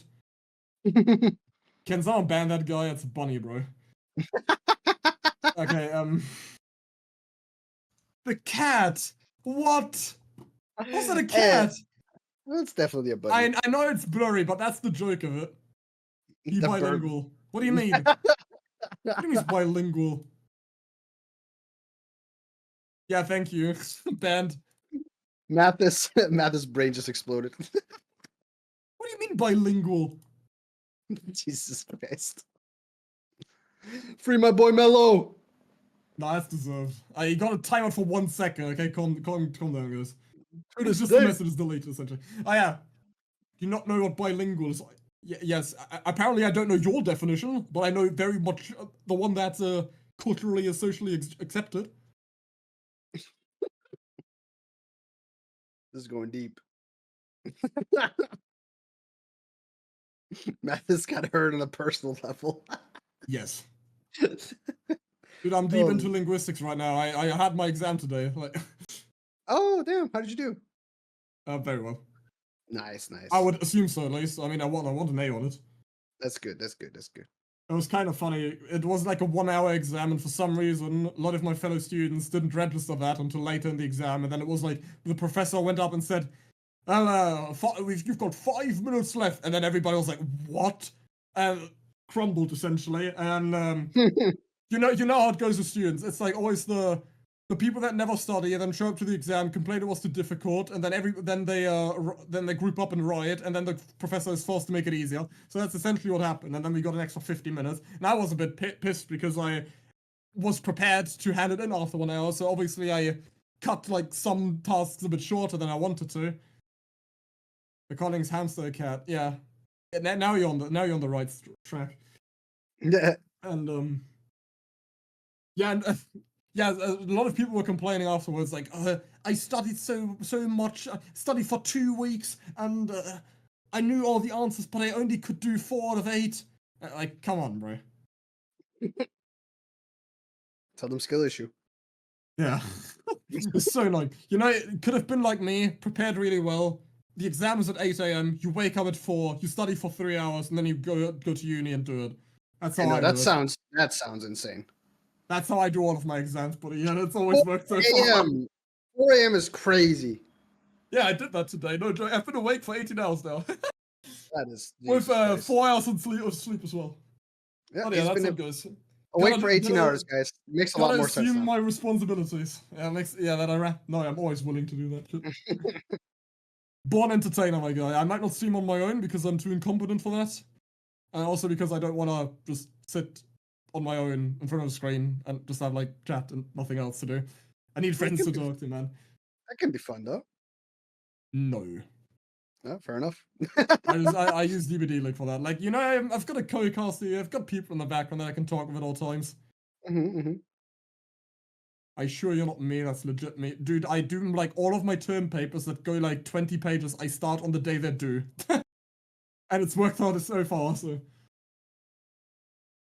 I should really study more though. I've got a philosophy and a psychology exam next week. And I really want, like, an A+ or something on the philosophy because that I'm already well read in it, and I'm a big fan of it in general.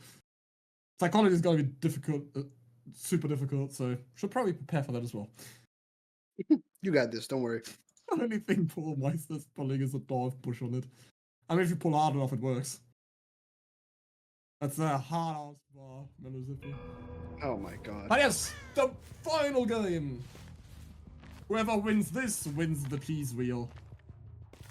Right, the raclette cheese wheel, I forgot. Are they even raclette cheese wheels? Probably. You cast go. I'm looking it up. We do see a little bit of box logic coming up. And that means all the survivors are actually getting found instantly here in the trial. That is huge with the chain hunt starting as well. Beautifully done here by the killer this time around from Valyria. And this is such a better start coming in here for Valyria. Once again, showcasing that, you know, their Cenobite mechanics are just a little bit better. They're really, really comfortable on this set by the looks of it. Hazel K is going to be chained up here, going to make it over to the windmill. He did, however, have to put down Shack Pallet at 5. And you know, that's a cardinal sin in pubs, guys. If you do that, you know, that's a straight ban. That's a paddling. Now, making our way up. Once again, who put that there? You know, a little wall there extending a little bit further than I think Hazel K was expecting.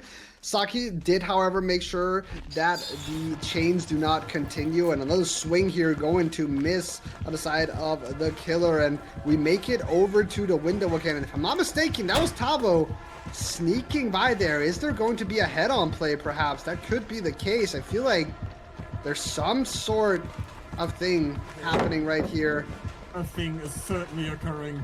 I feel like Tavo is somewhere in these lockers somewhere. I feel like that's the only reason why they would try to sneak past over here. And another chain is going to miss here. This is taking a lot longer than it probably should have. And no, Tavo there in the background sneaking around there. Doesn't have a flashlight because the flashlight is on Hazel K. So the question is what Tavo is cooking up here. Is trying to cook up a little bit of a body block, it looks like.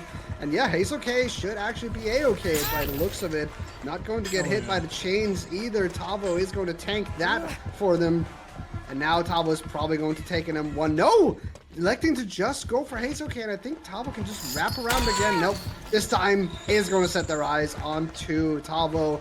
But what is Saki and Splitzo doing? Gens, that is exactly what they're supposed to be doing. And this is super unfortunate. The fourth chain spawning right after the first one had been broken, and our 2 gens going to pop. I feel like that should definitely be the case. Pain Rest, however, is probably going to be...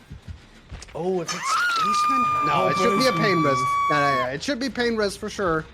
No, he's gone AFK. He's gone. No, of course it's a spectator block. Unfortunate.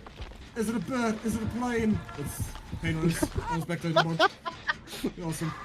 Well, we do know that one gen got popped. Another one is sitting at about 50%. Wow, you got us there, man. Yeah, I know. I certainly did. Another gen is sitting at 50%, and Honestly, that was a really good chase by Tavo and Hazel-K. Like that was super long chase with the chains even spawning in the beginning since the chain hunt started so early on. And did we see the box? No. Chain hunt starts now though, Mathis. And are we going for the tunnel out? I feel like that's going to be the safe option. No? Yeah, absolutely should. I'm even a bit appalled that Wade back even made it that far away from, or even went that far away from the hook initially, because what he could be doing is just sort of stay at that safe distance where you might persuade the teammates of the person on the hook to go in for the save, but you also don't want to be too far away, so you can still chain immediately and apply original pain to the other key. So this is exactly what you want, because then that sniper doesn't have a layer of protection remaining, and that sniper can be immediately put down. In that case, on Tavo, what he desperately needs is a kill as soon as possible, because he only needs 2 executions, and that will already suffice for the win condition. But he does need to get at least 1 relatively quickly if he wants to keep up to date with the pace of the sniper team. Yeah, definitely seems to be the case. Now the question is for the survivors, do they just rush to gens and leave Tavo to die, or do they try to do a last second unhooking? I feel like that would probably be the best thing they can do. Try to spread out on gens 2 people, and then one guy last second here going for the unhook. But no, Saki's actually going for super early, and I guess didn't elect to go for the unhook there. I feel like that was possible, but then it would, yeah, I don't know. I feel like that should have been an unhook possibility. It's kind of the best, kind of the worst of both worlds right now here for the side of Valyria. I feel like that's not going to be the case. Oh, he's going to get the unhook the last second. And Hazel-K goes down. Tavo is going to get chased down. Comes down here. He should be dead, yeah. That's what I mean. Head on. Oh, no head on coming on. I do get the hit there at the last second, though. I don't know if Tavo actually did have bounce landed. That could have been the difference maker right there. If he did not, unfortunately. So regardless, with that drop down, was just going to die. And we do have another gen popping as well. And this is looking difficult now for the side of the survivors. I feel like this is just going to be very clean cut here for Wayback. Gets this hook on, and that's just gonna be the game pretty much, since, you know, all you have to do is just wait for this person to die, and no one can unhook since no one is gonna come through. Yeah, it's exactly the setup or the progression of things that killer from Valyria, Valyria required, namely that unhook in his face, then the original pain right after. Meanwhile, you get a trade-off. And with that original pain plus the chains, that's why there's 1 not making it anywhere. Plus, what's it called? Rapid brutality. That Cenobite is going to be immediately on your back. And yeah, with the chains, you're not making it anywhere. And with the original pain, you don't have a layer of protection. That down is going to come through immediately. And in the meantime, he's already got Haze down as well, meaning once he gets the kill onto Tavo, you could have gone back immediately and get the pick up onto Haze, and then the Sphinx comes him to death, because what are they gonna do? It's got no aid at the late game, meaning they will be forced to cleanse it first before they even get it for the save, which would already make sure that you'd have that survivor at second stage by the time you have the Noid Kinds and have endgame activated. And then 2, he'd still have original pain, so if he's just patient, he can still just get the insta down after. So yeah, it's definitely extremely difficult. They're stuck between a rock and a hard place here. Team Korpse on the survivor side, and it is looking really promising for Valyria. All Killer needs is 1 more down, and that should seal the fate of this trial. But it seems to be the case. They can also just let the last gen pop and then hit someone with no and face cam afterwards. But we did see an unhook going in at the last second last time during the end game collapse. So it's not all easy here for the side of the killer. Valyria should, however, be in the driver's seat, it looks like. And with no one going down, though, it's going to be a little bit difficult. Does he find... He doesn't seem to have found Saki and Hazel-K just yet, at the very least. They're trying to get a reset off. And Splitzo is also sitting pretty, just making sure they don't get found as of right now. This is getting a little bit tense here. This could actually go either way if they do manage to get this last gen done. And perhaps even cleanse Noed. Exactly, they need to survive every single place because any down would already be over. And therefore they need to take extra measures to keep it as safe as possible with as much distance in between the killers and themselves that is realistically possible. Invent some numbers that don't fit into the universe and take that as the distance between yourself and the killer because they just need to play that safely. Yeah, they definitely definitely not a slight overreaction. Ooh! Hyperbole is not a stylistic meaning, it is fact. He gets the down that he needed through the pallet! That's no way! That is the no-edge speed. That was a violation, man. That's the no-edge speed as well. He might just go for the slug after slug. He does go into the chain immediately. Saki down comes through, dead out on the ground. Kind of looks like all dead out at least. Immediately goes for the pickup, but still, he only needs one hook and it's over. Because realistically, they should not be able to get this rescue because of original pain. Yeah, exactly. It just needs the one hook, and that should be completely fine. Here we see Ace, you know, opening the gate with his mind's eye. That is a new empathic something. I don't know. That was some telepathic stuff there on the gate. Another exceptional bug coming in from a BHVR. We do see Hayes actually getting chased off here, but that unhook should never ever happen, but it does. However, where is Noah though? Can they find that? If they can find that, they might have a shot of getting 3-man out, because as of right now, they're only sitting, you know, at the 3 hook states, so a little bit of possibility. Once again, Noah clutching it up here with the exposed and the haste coming in. See, are they opting to just leave here and say, all right, that's it, we cannot make it out anyway? Yeah, no, it's gonna be 6 stages coming in here for Valyria, and that is going to give them the win, actually. Beautifully played here on both sides. That was a very, very tight game, regardless. Valyria will be able to get their much-deserved second win. Second set win after we saw a complete turnaround after set number 3. At first it looked like it would be complete domination by Team Korpse through and through. However, Valyria managed to pull through as soon as that unknown set hit. The one killer that has historically always been a turning point in long-lasting matchups between two teams of any caliber, be it extremely one being extremely strong, the other being weaker, or both being equally powerful. We've seen these turnarounds numerous times in the back and in the background. So yeah, and Valyria were able to pull it off, and afterwards it's not going to look as bad on paper as it could have if Korpse had been or had maintained their incredible consistency that they had in the first 3 sets and taken it further, carried it into the Unknown and Cenobite set. However, it seems like as Valyria has been better off in these, it's quite clearly the survivor performances that decided it, really. Yeah, we've had an incredible display of teamwork as soon as the Unknown set started by Valyria, a bit that lacked previously. So yeah, now that I'm getting into the constructive criticism area, is there anything that you notice clearly that you would like to comment on?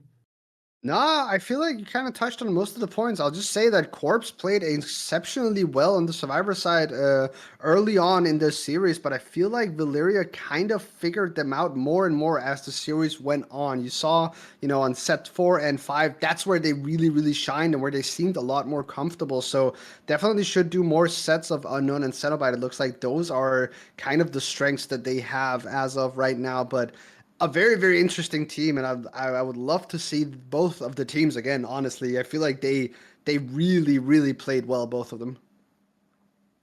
Yeah, it was much closer than I initially anticipated when we saw that 3-0 clubber in the first 3 sets, but nope, it turned out much tighter than we expected it to. And yeah, therefore that is, as we've now concluded, set number 5. That is also going to be it with the I just hit my microphone, that's smart. That's also going to be it with the DVD content tonight. We've obviously got more waiting for you in this upcoming weekend.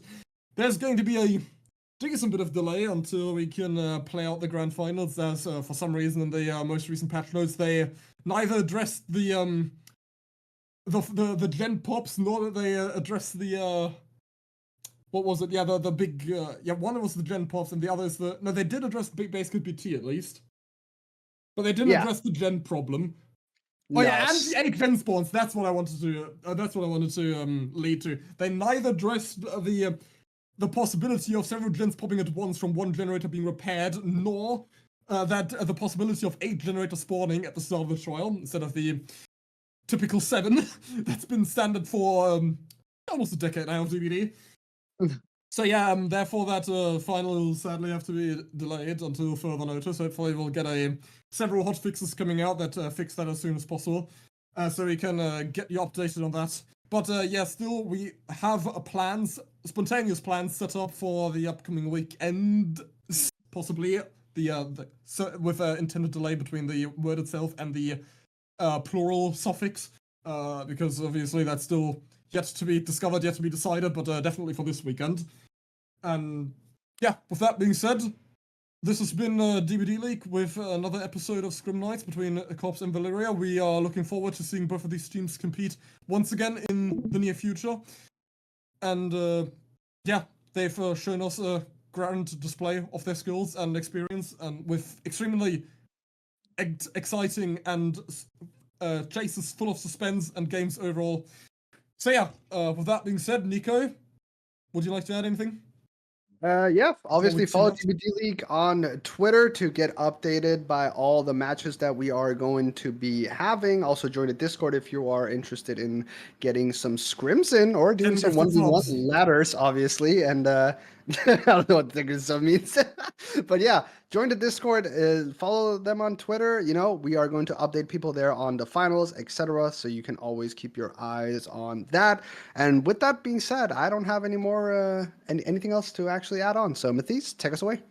Matthias, Matthias, so thank you very much for joining me tonight, Nico. It was an absolute blast casting with you, as we did not have the privilege for one another in the past, but yeah, based on today's experience, we'll definitely repeat it very soon. Thank you everybody so much for watching. We are rating Rayoxium, one of our most favorite casters as well, very popular as based on your feedback. We'll see you again in the near future. We'll keep you updated on anything that might happen. Join the Discord for the most immediate responses, announcements, etc.